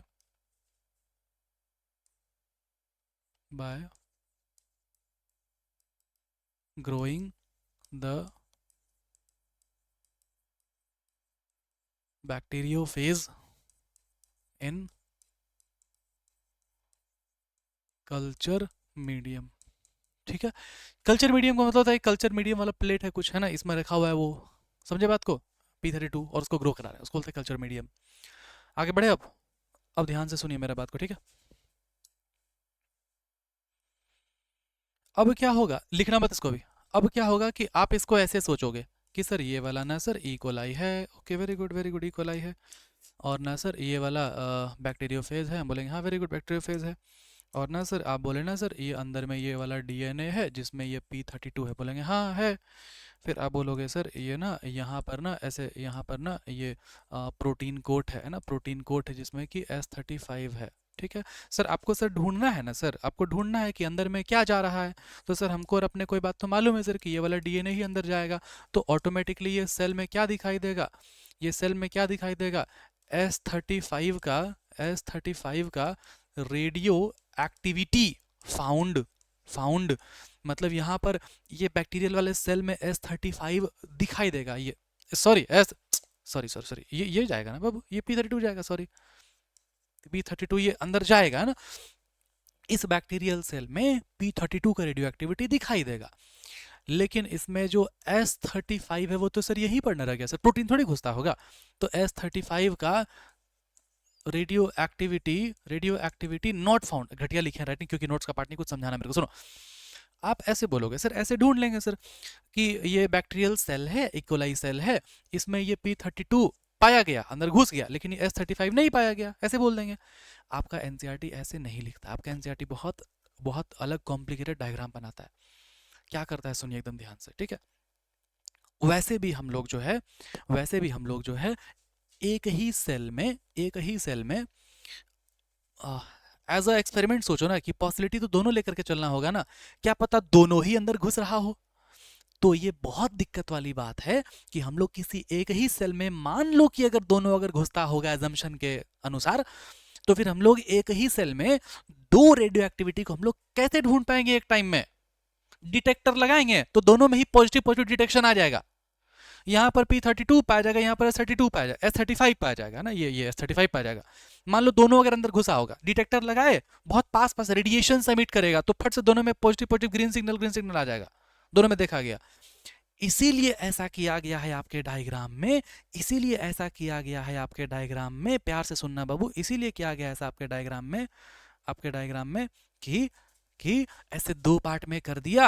और इस पार्ट में बोला क्या, इस पार्ट में बोला क्या कि हम ना सिर्फ S35 का ही डिटेक्शन करेंगे इस साइड में, इस साइड में हम सिर्फ P32 का ही हम डिटेक्शन करेंगे हम, है ना। इसीलिए देखो इस साइड में देखो यहाँ पर लिखा हुआ है P32, और इस साइड में देखो यहाँ पर लिखा हुआ है ये S35। समझ गया बात को। फिर देखो देखो ध्यान दो ध्यान दो ध्यान दो, अगर मान लो कि हम इस साइड में अगर S35 का डिटेक्शन अगर करना चाहते हैं, और इस साइड में अगर P32 का डिटेक्शन अगर करना चाहते हैं, तो आपको मालूम है ना कि ये वाला जो बैक्टीरिया सेल है, ये देखो, ये लाल वाला डीएनए है, लाल वाला डीएनए है, लाल वाला डीएनए अंदर घुस रहा है यहाँ पर, देखो अंदर घुस गया, देखो अंदर घुस गया। मतलब ये वाला बैक्टीरियल वाला सेल में देखो रेडियो एक्टिविटी P32 का अगर ढूंढना है तो इसमें पाया जाएगा ना, देखो radioactive P32 detected in the cells. लेकिन ये देखो खाली ना हो गया है, ये डीएनए यहाँ से घुस के अंदर ना चला गया, ये देखो खाली हो गया ना, ये दोनों खाली हो गया, अंदर घुस गया ना, तो इसका मतलब खाली जो खोइया बचेगा, खाली जो खोखला बचेगा, कैप्सिड प्रोटीन बचेगा, क्या उसमें P32 देखा जाएगा? नहीं देखा जाएगा। देखो no radioactivity detected in supernatant. Supernatant क्या होता है अभी हम बताएंगे आपको, फिलहाल के लिए समझो ये खोलिया को बोल रहा है, ये प्रोटीन कोड को बोल रहा है। Very good very good. इस साइड में क्या खोजे हम लोग, P32 को हम लोग खोजे। इस साइड में क्या खोजने वाले हम लोग, S35। सर S35 ना सर, ये तो सर मालूम है सर कि ये बैक्टीरियल सेल में S35 तो सर जाता ही नहीं है। तो देखो लिखा हुआ है, तो no radioactivity detected in the cell. Cell मतलब क्या, बैक्टीरियल वाला सेल, क्योंकि मालूम है यहाँ पर भी क्या घुसा है, डीएनए घुसा है। तो ये जो है ये प्रोटीन कोट तो बाहर ही रह गया है। लेकिन ये जो प्रोटीन कोट जो खोलिया है ना सर, खोलिया में sir radio activity S35 detected होगा सर, क्योंकि खोलिया तो बाहर ही रह गया है। तो ये पूरा है मामला। इसको हम बनाएंगे अच्छे से, आपको समझना पड़ेगा एकदम शानदार तरीके से। हम चाहे तो यहाँ कट मार के निकल, देखो हम समझा दिए, ये हो गया, लिखाएंगे पूरा। क्या पता कि 12th का बच्चा देख रहा हो, क्या पता लेक्चर अगले साल देख रहा हो, है ना, जिसको कि अभी स्कूल का एग्जाम देना है, बढ़िया समझाएंगे, 5 नंबर का पूछ सकता है। मेहनत करेंगे अच्छे से, ठीक है, आप भी मेहनत करो। कोई दिक्कत समझ में आया? देखो देखो देखो बाबू देखो, आप क्या सोचते हो, आप क्या सोचते हो, आप ऐसे सोचते हो कि सर ऐसे इन्फेक्शन करा देंगे ना सर, ये वाला घुसा तो बोल देंगे कि हाँ घुस गया, जो कि पता है घुसेगा, और ये वाला नहीं घुस रहा तो, लेकिन एक ही में डिटेक्शन करता तो ऐसे थियोरेटिकली लिखने में आसान होता है, लेकिन प्रैक्टिकली नहीं होता है वैसे, इसलिए हम लोग सेपरेट करके करते हैं। एक तरफ S35 का डिटेक्शन, एक तरफ P32 का डिटेक्शन। कोई दिक्कत है? नहीं है। दिक्कत दिक्कत लग रहा है, रिवाइंड करके देखो, स्थिर से देखो, हमको नचाओ मत ऐसे ऐसे करके 2x में करके नाचते नाचते हमको मत देखो, ठीक है। बहुत खराब डांस कर रहे होंगे हम बोल रहे होंगे स्पीड में, ठीक है, तो आराम से देखो हमको, है ना, समझ में आएगा सब कुछ। ये तो क्या घटिया, ठीक है। नोट्स का पार्ट वो ऐसे भी नहीं था। स्टार्ट करें बनाना, स्टार्ट करते हैं बनाना, मजा आएगा। कितना देर हो गया रे, 1 घंटा 13 मिनट हो गया। आ जाओ स्टार्ट करते हैं बाबू। हम्म।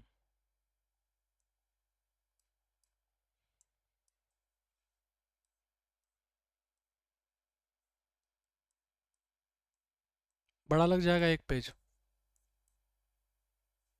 एक पेज लग जाएगा बाबू।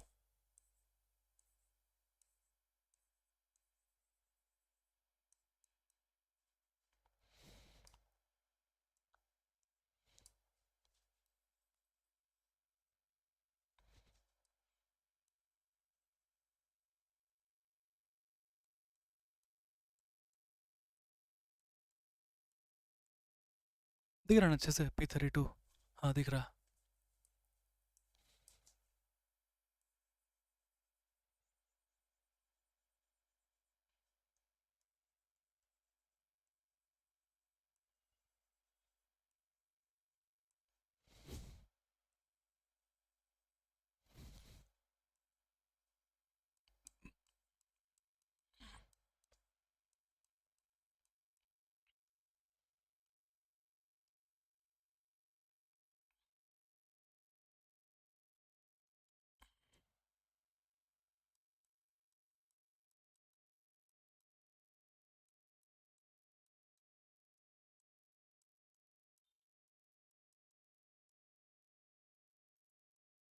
प्रोटीन कोड कैप्सिड, ठीक है।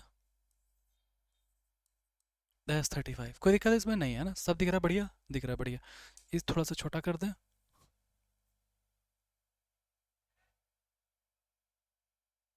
अब ठीक है, थोड़ा और, चलो। मतलब ना, हम बहुत अच्छे से डायग्राम बना रहे हैं। ऐसे कर दिए, इधर कर दिए S35, इधर कर दिए P32, है ना। मतलब इधर डिटेक्शन करेंगे किसका, S35, इधर करेंगे किसका, P32 का, है ना। अच्छा, एकदम सिस्टमेटिक नोट्स, चलो आ जाओ सुनो।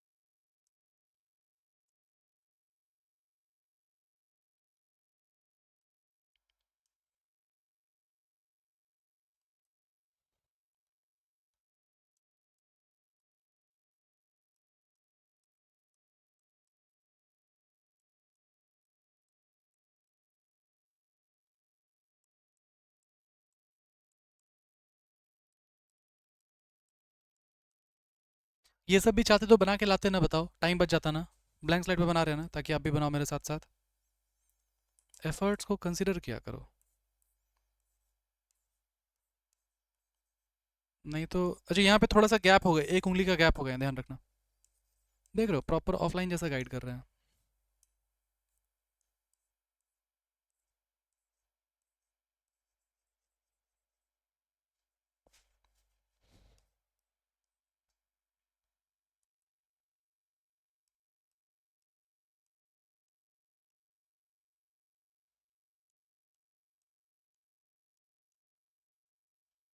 गैप है यहाँ पर, यहाँ पर गैप है थोड़ा सा, ये चिपका हुआ, ये गैप है थोड़ा यहाँ पर, ध्यान देना।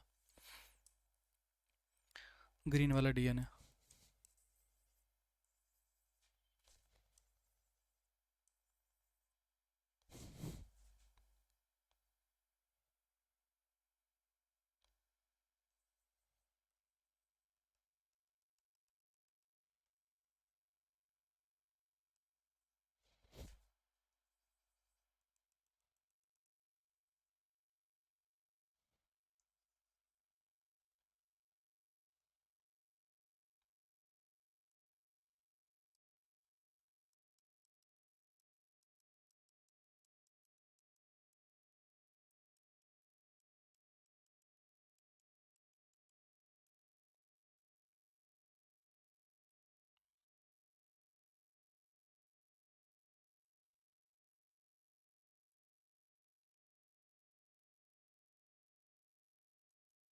दिख रहा ना अच्छे से, हाँ दिख रहा।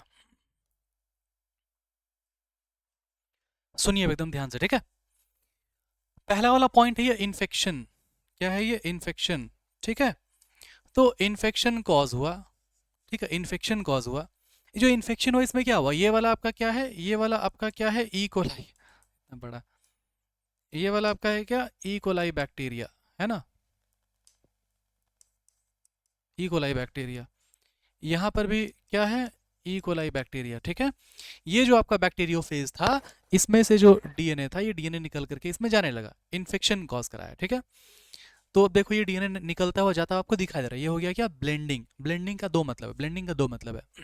ब्लेंडिंग का मतलब होता है मिक्सिंग भी, और ब्लेंडिंग का मतलब होता है अलग करना भी। अलग अलग टर्म्स में बहुत लोग अलग अलग बात बोल देते हैं, ठीक है। मैं आपको दोनों ही बात बोल दे रहा हूँ। ब्लेंडिंग का मीनिंग क्या होता है, ब्लेंडिंग का मीनिंग आप समझ सकते हो, ब्लेंड होना, मिक्स होना, ये डीएनए इसमें मिक्स हो रहा है जाकर के। या फिर ब्लेंडिंग का मीनिंग ये भी होता है ब्लेंड करना, मतलब ये अलग हो जाना, ये अलग हो जाना। तो बहुत लोग दोनों बात कहते हैं, ठीक है, कि ब्लेंडिंग होना अलग है, ब्लेंडिंग होना, मिक्सिंग होना। लेकिन सिंपली आप ये बात समझो कि सेकंड स्टेप में क्या होता है, समझो ध्यान से। सेकंड स्टेप में क्या होता है ब्लेंडिंग में, कि ये जो अंदर में जो डीएनए है, वो डीएनए अंदर इनकॉर्पोरेट कर जाता है। किस में इनकॉर्पोरेट करता है, बैक्टीरियल सेल में इनकॉर्पोरेट कर जाता है। क्लियर है बात, हाँ समझ गए, ब्लेंडिंग में यही होता है, आप ये दिमाग में रखो, ठीक है। कई लोग अलग अलग बात आपको बोलते हैं, आपको मिलेंगे, उस पर इग्नोर करना। कंसेप्ट इग्नोर, कंसेप्ट पे आप ध्यान दो, ठीक, ध्यान दो, सुनो अच्छे से। अब क्या है कि इस तरफ आपको क्या करना है, डिटेक्शन करना है किसका, S35 का, इस तरफ किसका करना है, P32 का, ठीक है। तो पहले इस तरफ का हम लोग डिटेक्शन हम लोग कर लेते हैं, ठीक है, ध्यान दो, कर लेते हैं डिटेक्शन। तो इमेजिन कर, ये अभी यहाँ लिखना मत अभी कुछ, जो भी हम लिख रहे होंगे। अब इमेजिन करो ऐसे कि जब आप रियल में जब आप एक्सपेरिमेंट करोगे ना, रियल में जब आप एक्सपेरिमेंट करोगे ना, तो आपके पास यहाँ पर ढेर सारा बैक्टीरियाज है, हाँ बैक्टीरियाज है, ये ऐसे वायरस ऐसे अंदर घुसा, और आपको ये बात मालूम है, आपको ये बात मालूम है कि अंदर में ये जो, सॉरी, आपको ये बात मालूम है कि अंदर में जो डीएनए है वो अंदर घुस जाता है ना, क्लियर है बात, हाँ समझ गए। अब आपको क्या करना है, आपको क्या करना है, ये सेल में P32 का डिटेक्शन होगा पॉजिटिव, है ना, रेडियो एक्टिव एमिशन होगा, ये बात आपको मालूम है। लेकिन इस स्टेप में पहुंचने के बाद ये इन्फेक्शन हो गया, ब्लेंडिंग हो गया, उसके बाद फिर आप जब डिटेक्शन करोगे सब घुल मिल जाएगा ना, ऐसे मिक्स हो जाएगा ना, रेडिएशन हर जगह आएगा। सुनो ध्यान से, सुनो ध्यान से, सुनो ध्यान से, सुनो। अभी क्या होगा ना, अगला स्टेप क्या होगा कि ये है बैक्टीरिया, है ना, और ये है ऐसे खाली खोलिया, है ना। तो ये बैक्टीरिया में आएगा डिटेक्शन P32 का पॉजिटिव डिटेक्शन, और इसमें आना चाहिए P32, इधर इधर इधर किसका कर रहे हैं, P32 का, बैक्टीरिया में P32 का पॉजिटिव डिटेक्शन, ये खोलिया खाली खोलिया जो है प्लाज्मिड का, इसमें P32 का नेगेटिव डिटेक्शन, ये आना चाहिए। लेकिन बाबू ये जो है इस ऐसे ग्लास चैम्बर में ऐसे मिक्स ना हो गया है सब, तो डिटेक्शन जब करोगे, डिटेक्टर जब लगाओगे, तो रेडियो एक्टिव एमिशंस कैसे पता चलेगा कि कहां से आ रहा है, क्या वो खाली खुलिया से आ रहा है कि वो इससे आ रहा है, कैसे पता चलेगा, नहीं पता चल पाएगा।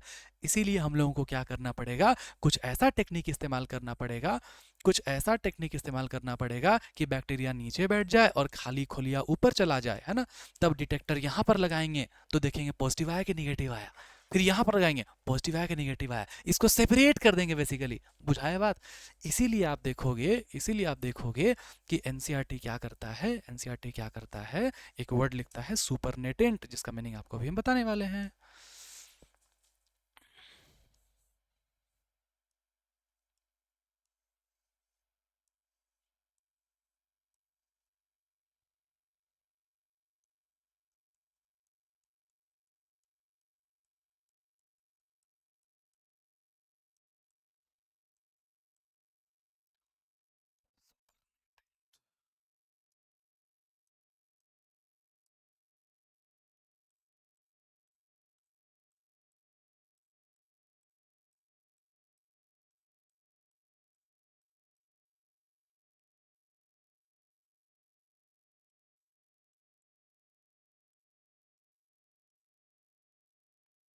क्या बोलते हैं इसको, कैप्सिड बोलते हैं,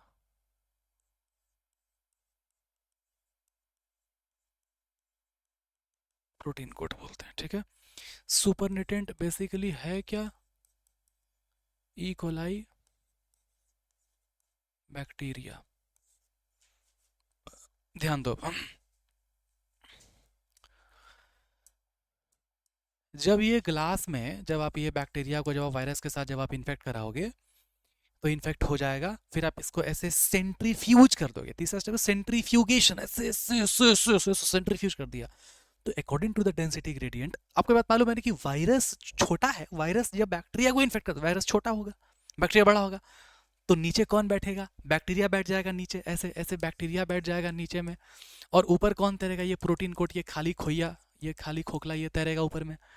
नीचे जो बैठ जाता है उसको हम लोग बोलते हैं सूप,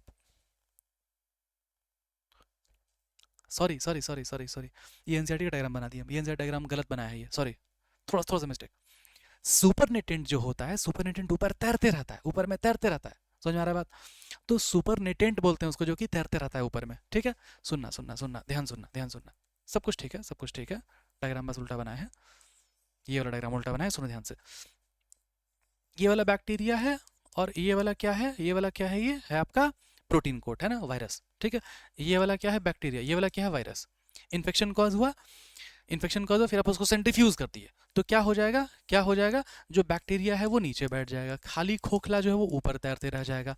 तो इसी को हम लोग बोलते हैं सुपरनेटेंट। ये बात आपका क्लास 12 के माइक्रोब्स इन ह्यूमन वेलफेयर के STP, सीवेज ट्रीटमेंट प्लांट के, सीवेज ट्रीटमेंट प्लांट के प्राइमरी ट्रीटमेंट में बात लिखा हुआ है, सुपरनेटेंट, जाके खोजना सुपरनेटेंट का मतलब क्या होता है। ये सुपरनेटेंट जो ऊपर तैरता रह जाएगा, और नीचे में है बैक्टीरियल सेल, बुझाया बात, ये बुझा गया बात, है ना, हाँ ठीक है। तो ये थोड़ा सा हम जो है गलती यहाँ पर लिख दिए, कोई बात नहीं, इंसान गलतियों का मूर्त होता है। ठीक है, कोई बात नहीं। हाँ आ जाओ, इसको हम लोग क्या बोलेंगे, सुपर नेटेंट बोलेंगे, है ना। और इसको हम लोग क्या, सुपर नेटेंट क्या है, ये है कैप्सीड बेसिकली, है ना,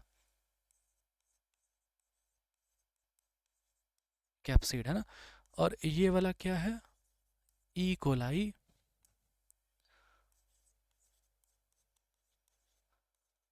ई कोलाई बैक्टीरिया है। ठीक है, दिख रहा है ना, अच्छा, थोड़ा इसको अच्छा से लिखते हैं सुपर नेटेंट को।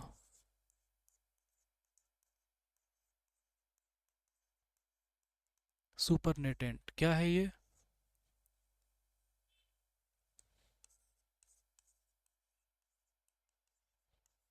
कैप्सीड है ये, हाँ अब ठीक दिख रहा है। अब सुनो, अब बताओ, ये जो सुपर नेटेंट है, ये जो सुपर नेटेंट है, ये सुपर नेटेंट में, सुनो ध्यान से, ये इकोलाई बैक्टीरिया भी है, इकोलाई बैक्टीरिया भी है ना। तो अब बताओ कि ये जो डीएनए है जिसको आप लेबल किए p32 से, वो डीएनए तो इसमें घुस गया, ऐसे ऐसे घुस गया, इसमें यहाँ पर घुस गया, तो ये बैक्टीरियल सेल में ना होगा पॉजिटिव रेडियो एक्टिव डिटेक्शन या फिर रेडियो एक्टिविटी फाउंड, तो इसमें क्या लिखेंगे हम लोग, इसमें क्या लिखेंगे हम लोग, रेडियो एक्टिविटी फाउंड, है ना। और यहां पर हम लोग क्या लिख देंगे, यहां पर क्या लिखेंगे, नो रेडियो एक्टिविटी फाउंड या फिर डिटेक्टेड, जो लिख पाओ, है ना। कोई दिक्कत है इसको बताओ, कोई दिक्कत है इसमें, नहीं है कोई दिक्कत। और इस चीज को हम लोग क्या बोले हैं यहाँ पर,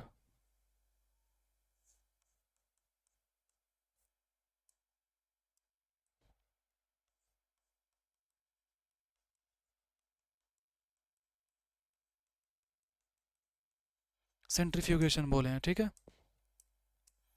इसमें भी क्या लिखेंगे बताओ,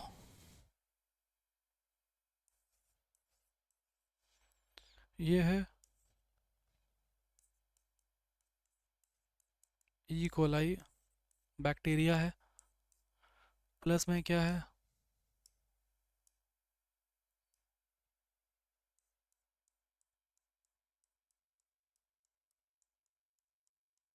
हाँ इसको क्या लिखते हैं, एनसीईआरटी मत पढ़ने लगना यार, वहाँ उल्टा दिया है थोड़ा सा, हम अभी एक्सप्लेन करेंगे, चिंता मत करो।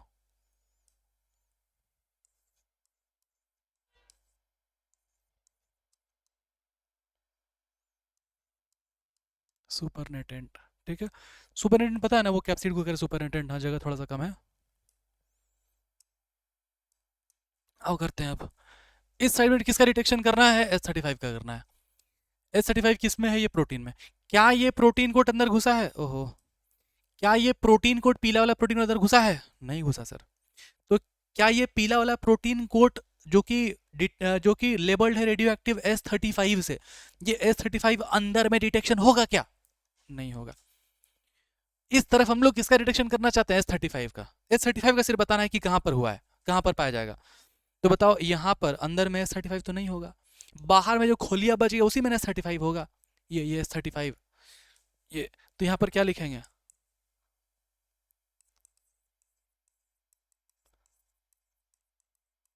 रेडियो एक्टिविटी डिटेक्टेड, है ना, डिटेक्टेड। और इसमें क्या लिखेंगे, नो रेडियो एक्टिविटी डिटेक्टेड। थोड़ा इसको ठीक से लिखना ना अपने से, सब कुछ तो नोट्स पे डिपेंडेंट रहते हो आप लोग। No radioactivity detected.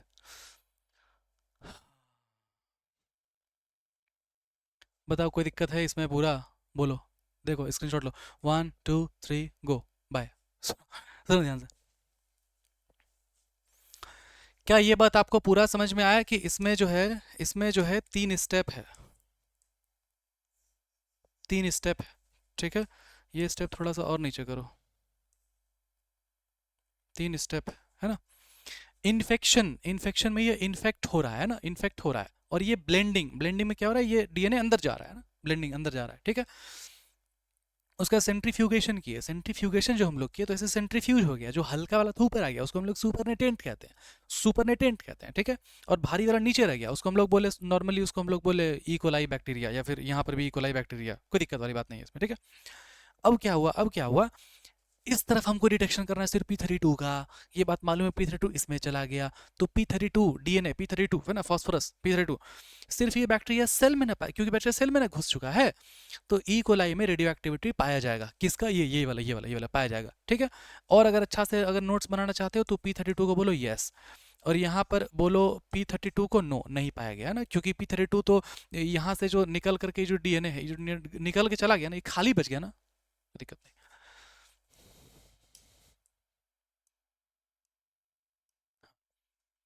इस तरफ S35 का करना है, ये प्रोटीन कोट S35 का है, क्या ये प्रोटीन कोट अंदर जाता है, नहीं जाता है, क्या जाता है अंदर, डीएनए था, डीएनए वाला उधर हम लोग कर चुके हैं P32 का, इधर क्या करना है, S35 का करना है।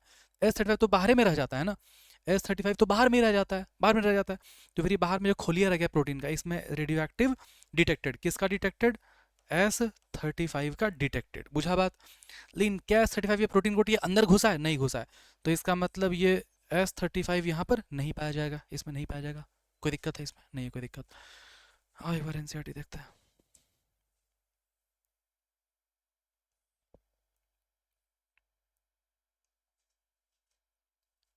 करा चुके हैं पूरा, बट फिर से कर लो एक बार, मन है हमको, है ना, ऐसे ही हमको मन है, तो क्या कर लेगा बताओ, फिर से पढ़ाएंगे एक बार और, कुछ करेगा, स्किप कर दो जाओ। मार अब अभी, पढ़ ले यार, पढ़ ले पढ़ ले, उठ जा, नोट्स बना, कुछ कर, पावर क्रिएट करो, पावर, बुद्धि से, ज्ञान से, पैसे से, क्षमता से पावर क्रिएट करो। ताकत के सामने हर कोई झुकता है, समझ रहा है बात को।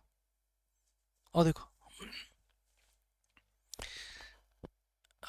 देखो हम क्या अपना, अरे ये करते हैं, अलग अलग करते हैं नोट्स में, मतलब क्या हम छेड़छाड़ करते हैं एनसीईआरटी के साथ। इस S35 को एन ने लिख दिए तो लग रहा है हाँ इधर हो रहा है, ये इधर हो रहा है, ये कोई बात, बहुत बढ़िया सुंदर हम नोट्स बनाते हैं। ये देखो, ये इन्फेक्शन हुआ, ये अंदर जा रहा है इन्फेक्शन, ये ब्लेंडिंग हो रहा है, देखो पूरा खोलिया खाली हो गया, खाली हो गया पूरा, ये अंदर चला गया, ब्लेंडिंग हो गया, सेंट्रीफ्यूगेशन किए, ये खाली खोलिया है, बताओ ये कैप्सिड है खाली, इसको बोला सुपरनेटेंट। तो जब खाली खोलिया जब ऊपर तैरता है, तो फिर ये जो प्लस करके जो ये दोनों को जो लिख रहा है, इसको ऊपर बना देगा, तो कंसेप्चुअली सही ना हो जाएगा, रे एनसीईआरटी गधड़ा मिल गया ना, बड़ी मार मारेंगे। तो ये इसको हम ऊपर लिख दिए, तो समझ में आ रहा है कि हाँ ये ऊपर तैर रहा है, और ये नीचे बना दिया, लग रहा है कि भारी है ये।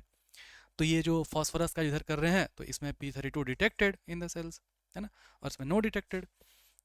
और वैसे ही यहाँ पर S35 का कर रहे हैं, तो S35 तो ये प्रोटीन कोड में पाया जाएगा, तो ये प्रोटीन कोड में रेडियो एक्टिव P32, ये S35 डिटेक्टेड, और यहाँ पर no radio active S35 detected, है ना, क्योंकि इसमें कौन घुसता है, फॉस्फोरस घुसता है, जो कि हम लोग कर चुके हैं, कोई दिक्कत।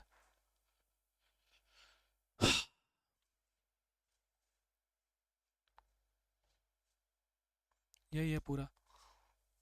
अच्छा, इसमें एक एनसीईआरटी से एक क्वेश्चन आया हुआ है, अनइक्वीवोकल, अच्छा एक बात और, पहले ये बताते रहे कि इसी से कंक्लूड होता है कि DNA was a genetic material, है ना।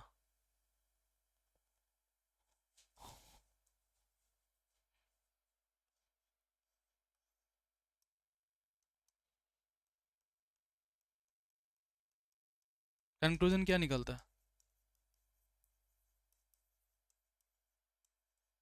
DNA was a genetic material, इससे कंक्लूजन निकलता है, ठीक है। हाँ, अब सुनो ध्यान से, इससे क्वेश्चन पूछा हुआ ये वाला लाइन से कि unequivocal proof of DNA as a genetic material कौन दे पाता है, ये हर्सी चे एक्सपेरिमेंट दे पाता है, देखो लिखा हुआ है,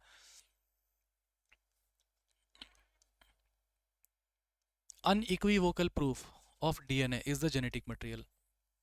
कहाँ से आया, हर्सी चेज एक्सपेरिमेंट से आया। इसका मतलब क्या, अन मतलब not, impossible, impossible, impossible, possible है, नहीं सुनो क्या बोल रहे हैं हम, होता है ना वांटेड अनवांटेड, तो अन का मतलब क्या होता है, अन का मतलब होता है नॉट लग गया, ठीक है।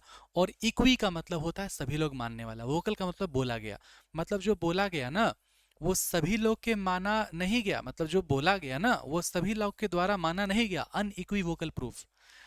मतलब ये कि यहाँ पर भी बहुत लोग नाराज थे कि नहीं, DNA was not the genetic material. तो ये अनइक्विवोकल प्रूफ, ये क्वेश्चन आया हुआ है कि unequivocal of DNA was the genetic material, ये कौन प्रूफ किया, किस एक्सपेरिमेंट से प्रूफ हुआ? तो ये इससे प्रूफ हुआ, हर्सी से एक्सपेरिमेंट से प्रूफ हुआ, कोई दिक्कत नहीं है। बैक्टीरियोफेज अटैच हो जाता है बैक्टीरिया से, अपना जेनेटिक मटेरियल को एंटर कराता है बैक्टीरिया वाले सेल में।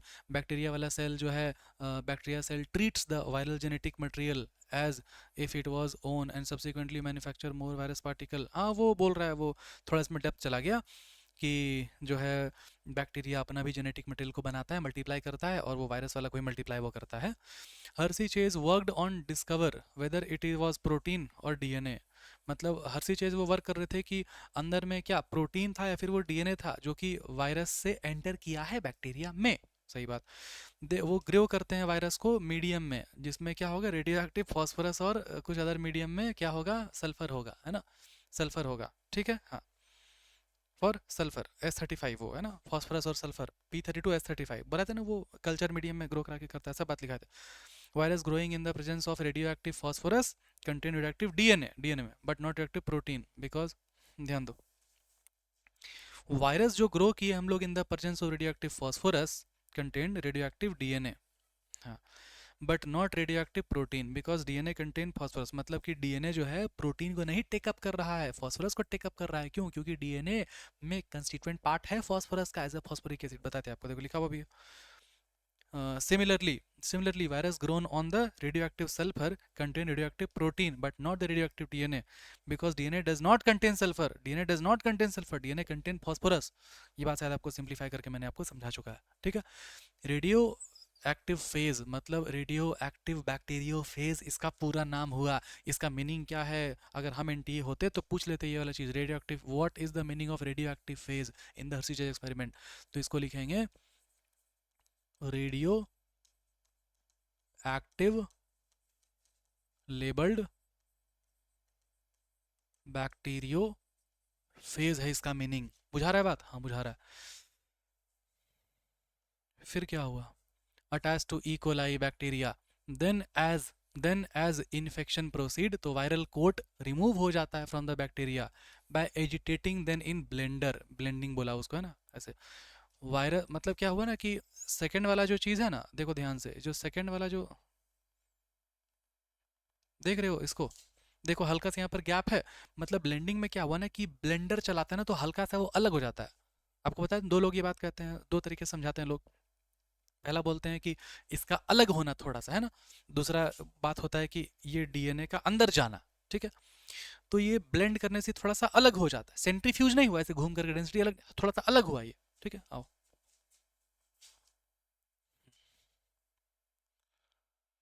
Separated from the bacteria by spinning, हाँ देखो, the virus particle were separated from the bacteria by spinning them in centrifuge. मतलब ये ब्लेंडर, ब्लेंडिंग फिर ये सेंट्रीफ्यूज, पहले इन्फेक्शन फिर ब्लेंडिंग फिर centrifugation. Bacteria which was infected with virus that radioactive DNA were radioactive. Bacteria जो कि infect हो गया था वायरस से, उनके पास रेडियो एक्टिव डीएनए जा चुका है। हाँ, डीएनए अंदर घुसता है, ठीक है। इंडिकेट कर रहा है कि डीएनए वाज द मटेरियल, है ना, जो कि पास हुआ है from the virus to the bacteria, ठीक है, कोई बात नहीं। Bacteria that were infected with virus, जिसमें कि रेडियो एक्टिव प्रोटीन मतलब रेडियो एक्टिव प्रोटीन नहीं पाया गया उस बैक्टीरिया में। इस इस बैक्टीरिया में रेडियो एक्टिव प्रोटीन नहीं पाया गया, क्योंकि यहाँ प्रोटीन तो बाहर रह गया, डीएनए अंदर घुसा, इसलिए डीएनए पाया जाएगा। क्लियर है, कोई दिक्कत नहीं। ये इंडिकेट करता है कि protein did not enter the bacteria, ठीक है, फ्रॉम द वायरस। वायरस से प्रोटीन नहीं घुसता बैक्टीरिया में, सही बात। DNA is there for the genetic material that is pass from the virus to bacteria. कोई दिक्कत है इसमें? नहीं है। ये वाला पूरा समझा चुके।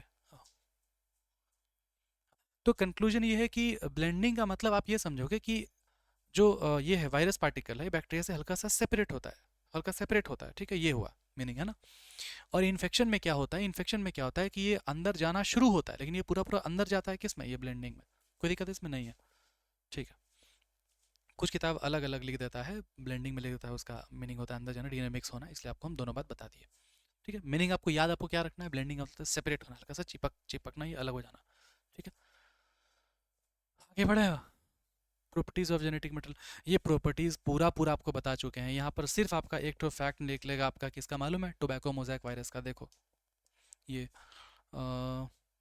आरएनए होता है जेनेटिक मटेरियल, किस में, टोबैको मोज़ैक वायरस में, ठीक है। और किस में होता है, क्यूबी बैक्टीरियो। ये बात वहाँ पर भी तो है, बायोलॉजिकल क्लासिफिकेशन में लास्ट लास्ट में लिखता है ना, क्या लिखता है बताओ, कि वैसा वाला वायरस जो कि प्लांट को इन्फेक्ट करेगा उसमें आरएनए होता है एज अ जेनेटिक मटेरियल, ये बात लिखा हुआ भी है। हालांकि ये बात और है कि एक वैसा ही वायरस है जो कि एनिमल को इन्फेक्ट कर रहा है और उसमें भी जेनेटिक मटेरियल आरएनए है। कौन सा, रेट्रोवायरस, रेट्रोवायरस, आर से आरएनए। कहाँ दिया हुआ, ह्यूमन हेल्थ एंड डिजीज में दिया हुआ है, दिमाग में रखना। तो ये दो टो क्वेश्चन आ सकता है, दो टो क्वेश्चन नहीं, इसको तीन क्वेश्चन मानेंगे हम लोग। RNA as a genetic material किस में पाया जाएगा, क्यूबी बैक्टीरियोफेज में, और किस में, और किस में, टीएम भी बोलते हैं, टोबैको मोज़ैक वायरस, और किस में, रेट्रो वायरस। ठीक है, ये तीनों बात ध्यान रखना। और इसमें कुल मिला के वही बात बोलेगा कि डीएनए के बता चुके हैं पूरा, कि डीएनए जो है, डीएनए में थाइमीन है, ज़्यादा स्टेबल है वो, डीएनए में डीऑक्सी राइबो न्यूक्लिक डीएनए में डीऑक्सी राइबो शुगर ज़्यादा स्टेबल है, हाइड्रोजन बॉन्ड ज़्यादा स्टेबल है वो। समझे बात को, ये सब बात ही बोलेगा जो पूरा पहले बता चुके हैं। क्लियर है कि ये क्लियर है कि प्रोटीन वर्सेस डीएनए का डिबेट से क्लियर है कि जेनेटिक मटेरियल क्या है, वो अनइक्वली रिजॉल्व हुआ है कि हर्षिच एक्सपेरिमेंट से, कि डीएनए है वो। क्लियर है बात। It became establish that DNA act as genetic material, इसीलिए बोल रहे हैं ना कि कंक्लूजन ये निकला था हर्षिच एक्सपेरिमेंट से कि DNA is a genetic material. ठीक है, हाँ ठीक है। Answer to some question such as why DNA is the predominant genetic material, DNA एक predominant genetic material क्यों है जबकि RNA परफॉर्म करता है डायनामिक फंक्शन, मेसेंजर अडाप्टर। ये बात आपको पढ़ना है RNA वर्ल्ड में, अगला टॉपिक है वो। ठीक है, हाँ, कोई लोड नहीं लेना बाबू, ठीक है। अब ये है ये एकदम सिंपल सिंपल चीज़ है कि क्या क्या क्राइटेरिया होगा, क्या क्या क्राइटेरिया होगा, ये बात कहाँ लिखाएगा, देखो बता दे रहे हैं हम आपको।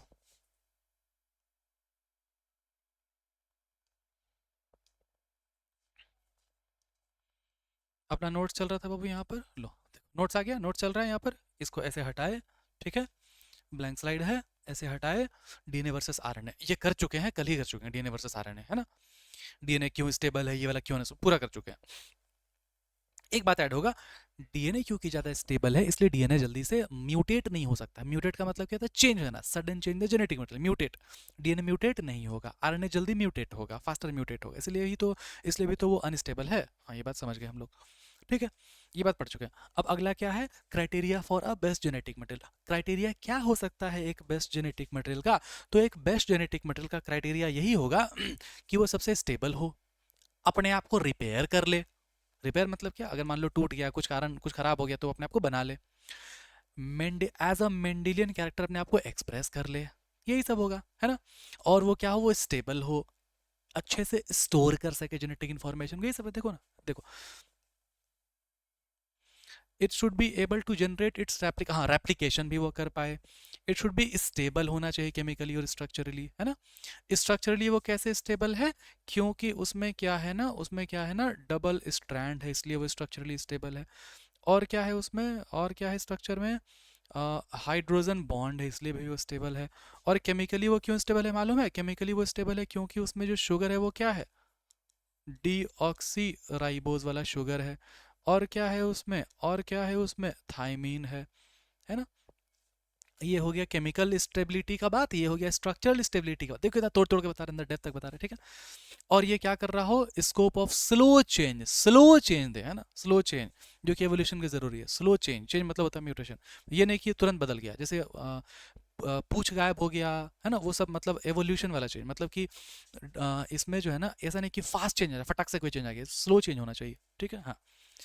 It should be able to express itself in the form of Mendelian characters, तो ये पॉइंट्स एज इट इज था, इसलिए हम यहाँ पर छापे नहीं, देख रहे हो ना, कंसेप्ट ब्लैंक स्लाइड में पढ़ा रहे हैं, कुछ जो एक आध पॉइंट है उसको लेकर के आ रहे हैं, ताकि आपका मतलब ये लेक्चर का ड्यूरेशन थोड़ा सा हम कम कर सके।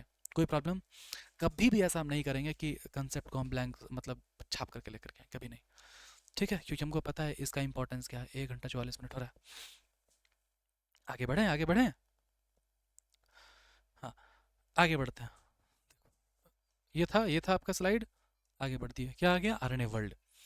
ध्यान से सुनना, आरएनए वर्ल्ड क्या कहता है, आरएनए वर्ल्ड कहता है क्या, आरएनए वर्ल्ड कहता है क्या, कि जैसा कि आपको पता है कि आरएनए सबसे पहले आया, RNA came first ever. RNA सबसे पहले आया, और आरएनए जो है ना बहुत ज़्यादा फंक्शन करता है। आरएनए मेटाबॉलिज्म करता है, आरएनए जो है एज अ मैसेंजर काम करता है, RNA as a adapter molecule काम करता है, आरएनए बहुत सारा काम करता है। ये सब वर्ड आपको समझ में नहीं आ रहा होगा, आरएनए बहुत सारा काम करता है। बोलेगा जैसा कि आपको पता है कि आरएनए सबसे पहले आया, आरएनए सबसे ज़्यादा काम करता है, और आरएनए बहुत डायनेमिक फंक्शंस करता है, आरएनए स्प्लाइसिंग में इन्वॉल्व है। RNA as a genetic material सबसे पहले आया, सबसे ज्यादा काम कर रहा है, उसके बावजूद आरएनए बेस्ट जेनेटिक मटेरियल नहीं है। क्यों नहीं है बताओ? यही आरएनए वर्ल्ड का मतलब है ना। तो हम लोग बोलेंगे कि आरएनए सबसे पहले आया, सबसे ज्यादा फंक्शन करता है, उसके बावजूद ये एक बेस्ट जेनेटिक मटेरियल नहीं है। इसलिए नहीं है क्योंकि क्योंकि ये रिएक्शन में इन्वॉल्व हो, ये जो है ना कुछ आरएनए ऐसा होता है कि एज अ एंजाइम काम करने लगता है। उसका एग्जांपल है 23SR आरएनए, आप पढ़ोगे आगे ट्रांसलेशन में। तो बोलेंगे हम लोग कि कुछ आरएनए ऐसा है जो कि as a enzyme, as a catalyst act करने लगता है, तो उस रिएक्शन में चला गया, वो रिएक्टिव हो गया। और एक अच्छा जेनेटिक मटेरियल रिएक्टिव नहीं होना चाहिए, वो स्टेबल होना चाहिए। स्टेबल क्यों होना चाहिए? स्टेबल इसलिए होना चाहिए, स्टेबल इसलिए होना चाहिए ताकि वो जेनेटिक इन्फॉर्मेशन को स्टोर कर सके अच्छे से, स्टेबल हो करके, है ना, अपना स्पीसीज का आइडेंटिटी को मेंटेन कर सके। ये नहीं कि 25वां जनरेशन में वो कुछ और चेंज हो गया, वो बदल गया, तब तो स्टेबिलिटी उसका खत्म हो गया ना। समझ में आ रहा है बात? हाँ, लिख लेते हैं यार, समझ में आएगा।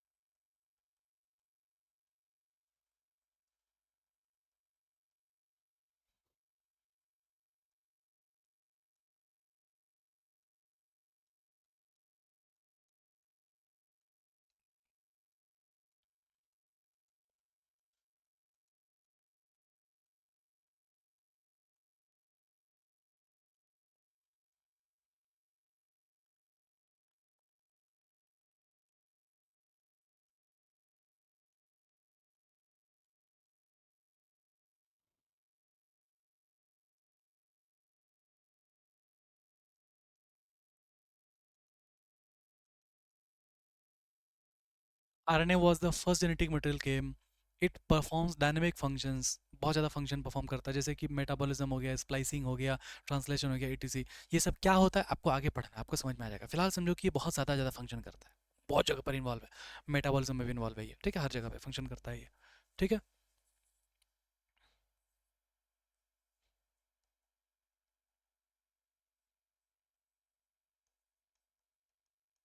Still is not the best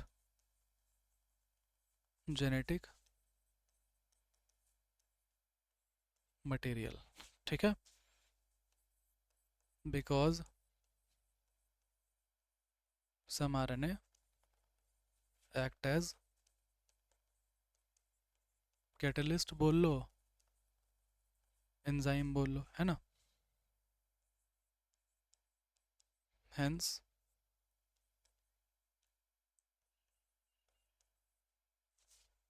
they are reactive in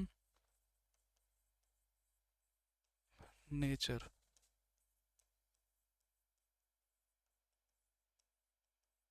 and is not stable, ठीक है। So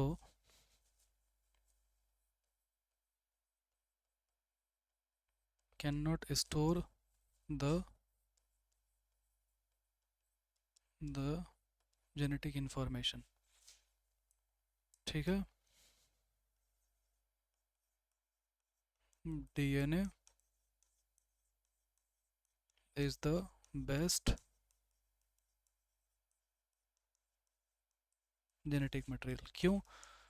क्योंकि ये स्टोर कर सकता है किसको? जेनेटिक इंफॉर्मेशन को। और क्या है ये? स्टेबल है।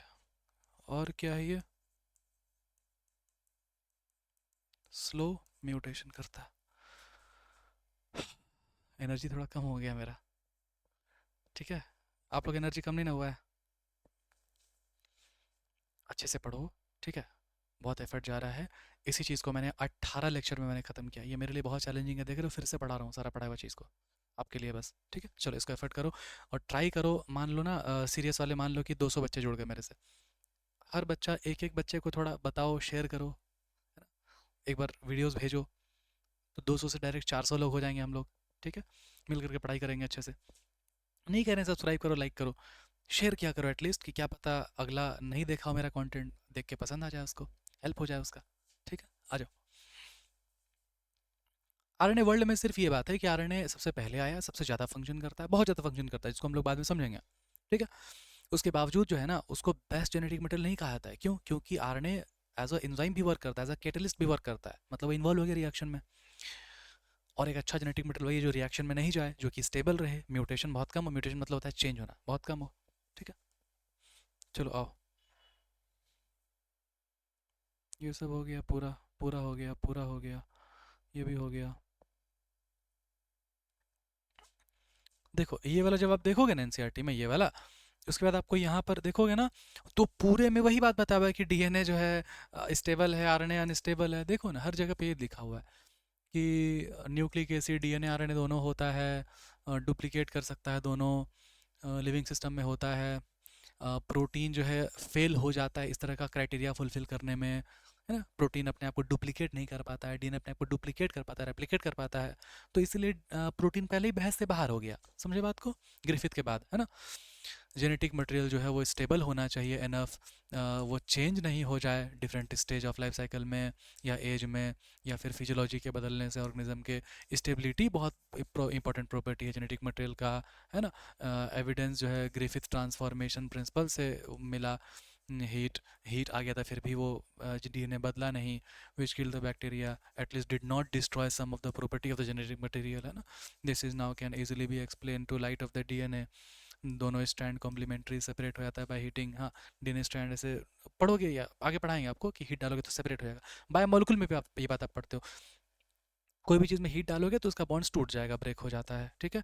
Further 2 OH group is present at every nucleotide of RNA is being. RNA reactive होता है, पहले बता चुके हैं, 2 हाइड्रोक्सिल ग्रुप होता है उसमें, राइबो चुका पहले बता चुके हैं। आरएनए लिएबल होता है, इजीली डिग्रेड हो जाता है। आरएनए नाउ नॉन कैटालिटिक होता है, ये आरएनए आरएनए है ना, रिएक्टिव होता है RNA. DNA chemically less reactive होता है ना, स्ट्रक्चरली मोर स्टेबल होता है, सारा बता चुके हैं।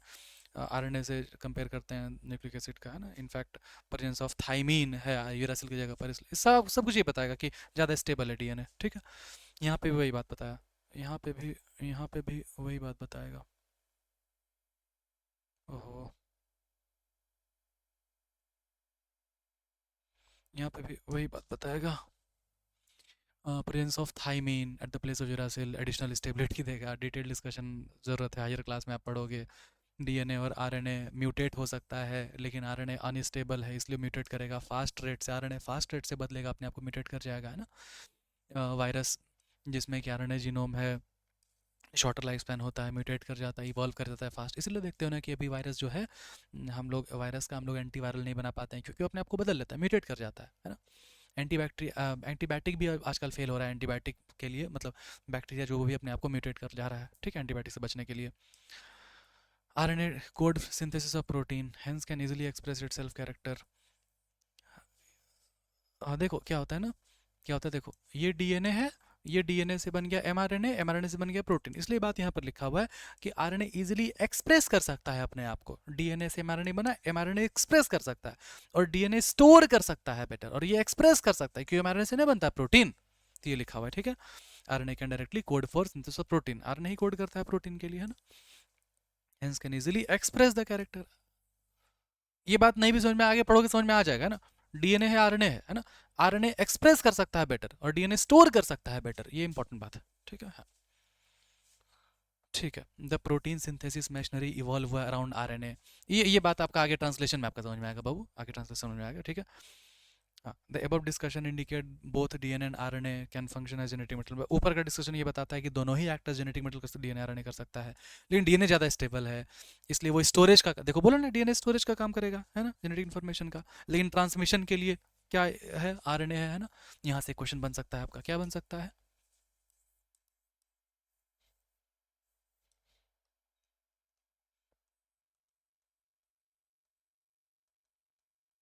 For better storage of genetic information कौन है? आरएनए। ए, स्टोरेज बोला ना, DNA. But for better transmission और एक्सप्रेशन क्या हो जाएगा? आरएनए हो जाएगा, है ना। ये दो एमसीक्यू आपका बन सकता है, ठीक है। आ जाओ। आरएनए वर्ल्ड फॉरेजिंग डिस्कशन से इमीडिएट ये बात आया, फर्स्ट जेनेटिक मटेरियल जो है आया, है ना, ठीक। RNA was the first genetic material.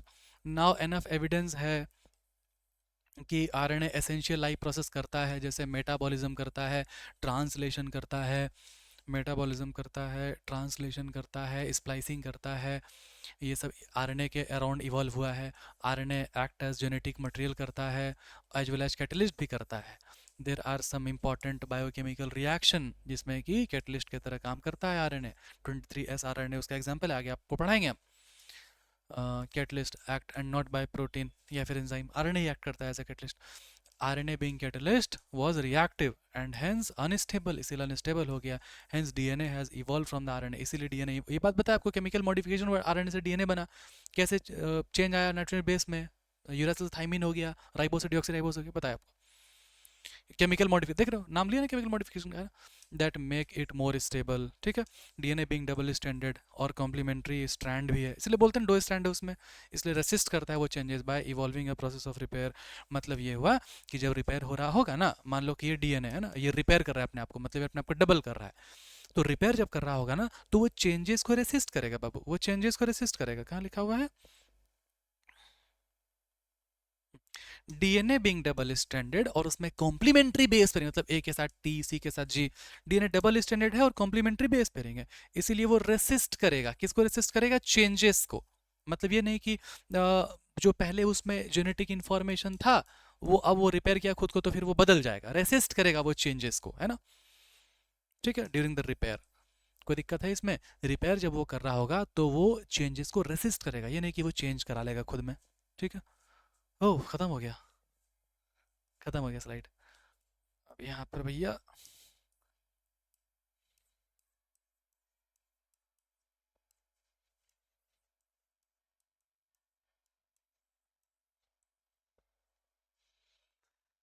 कितना देर हो गया?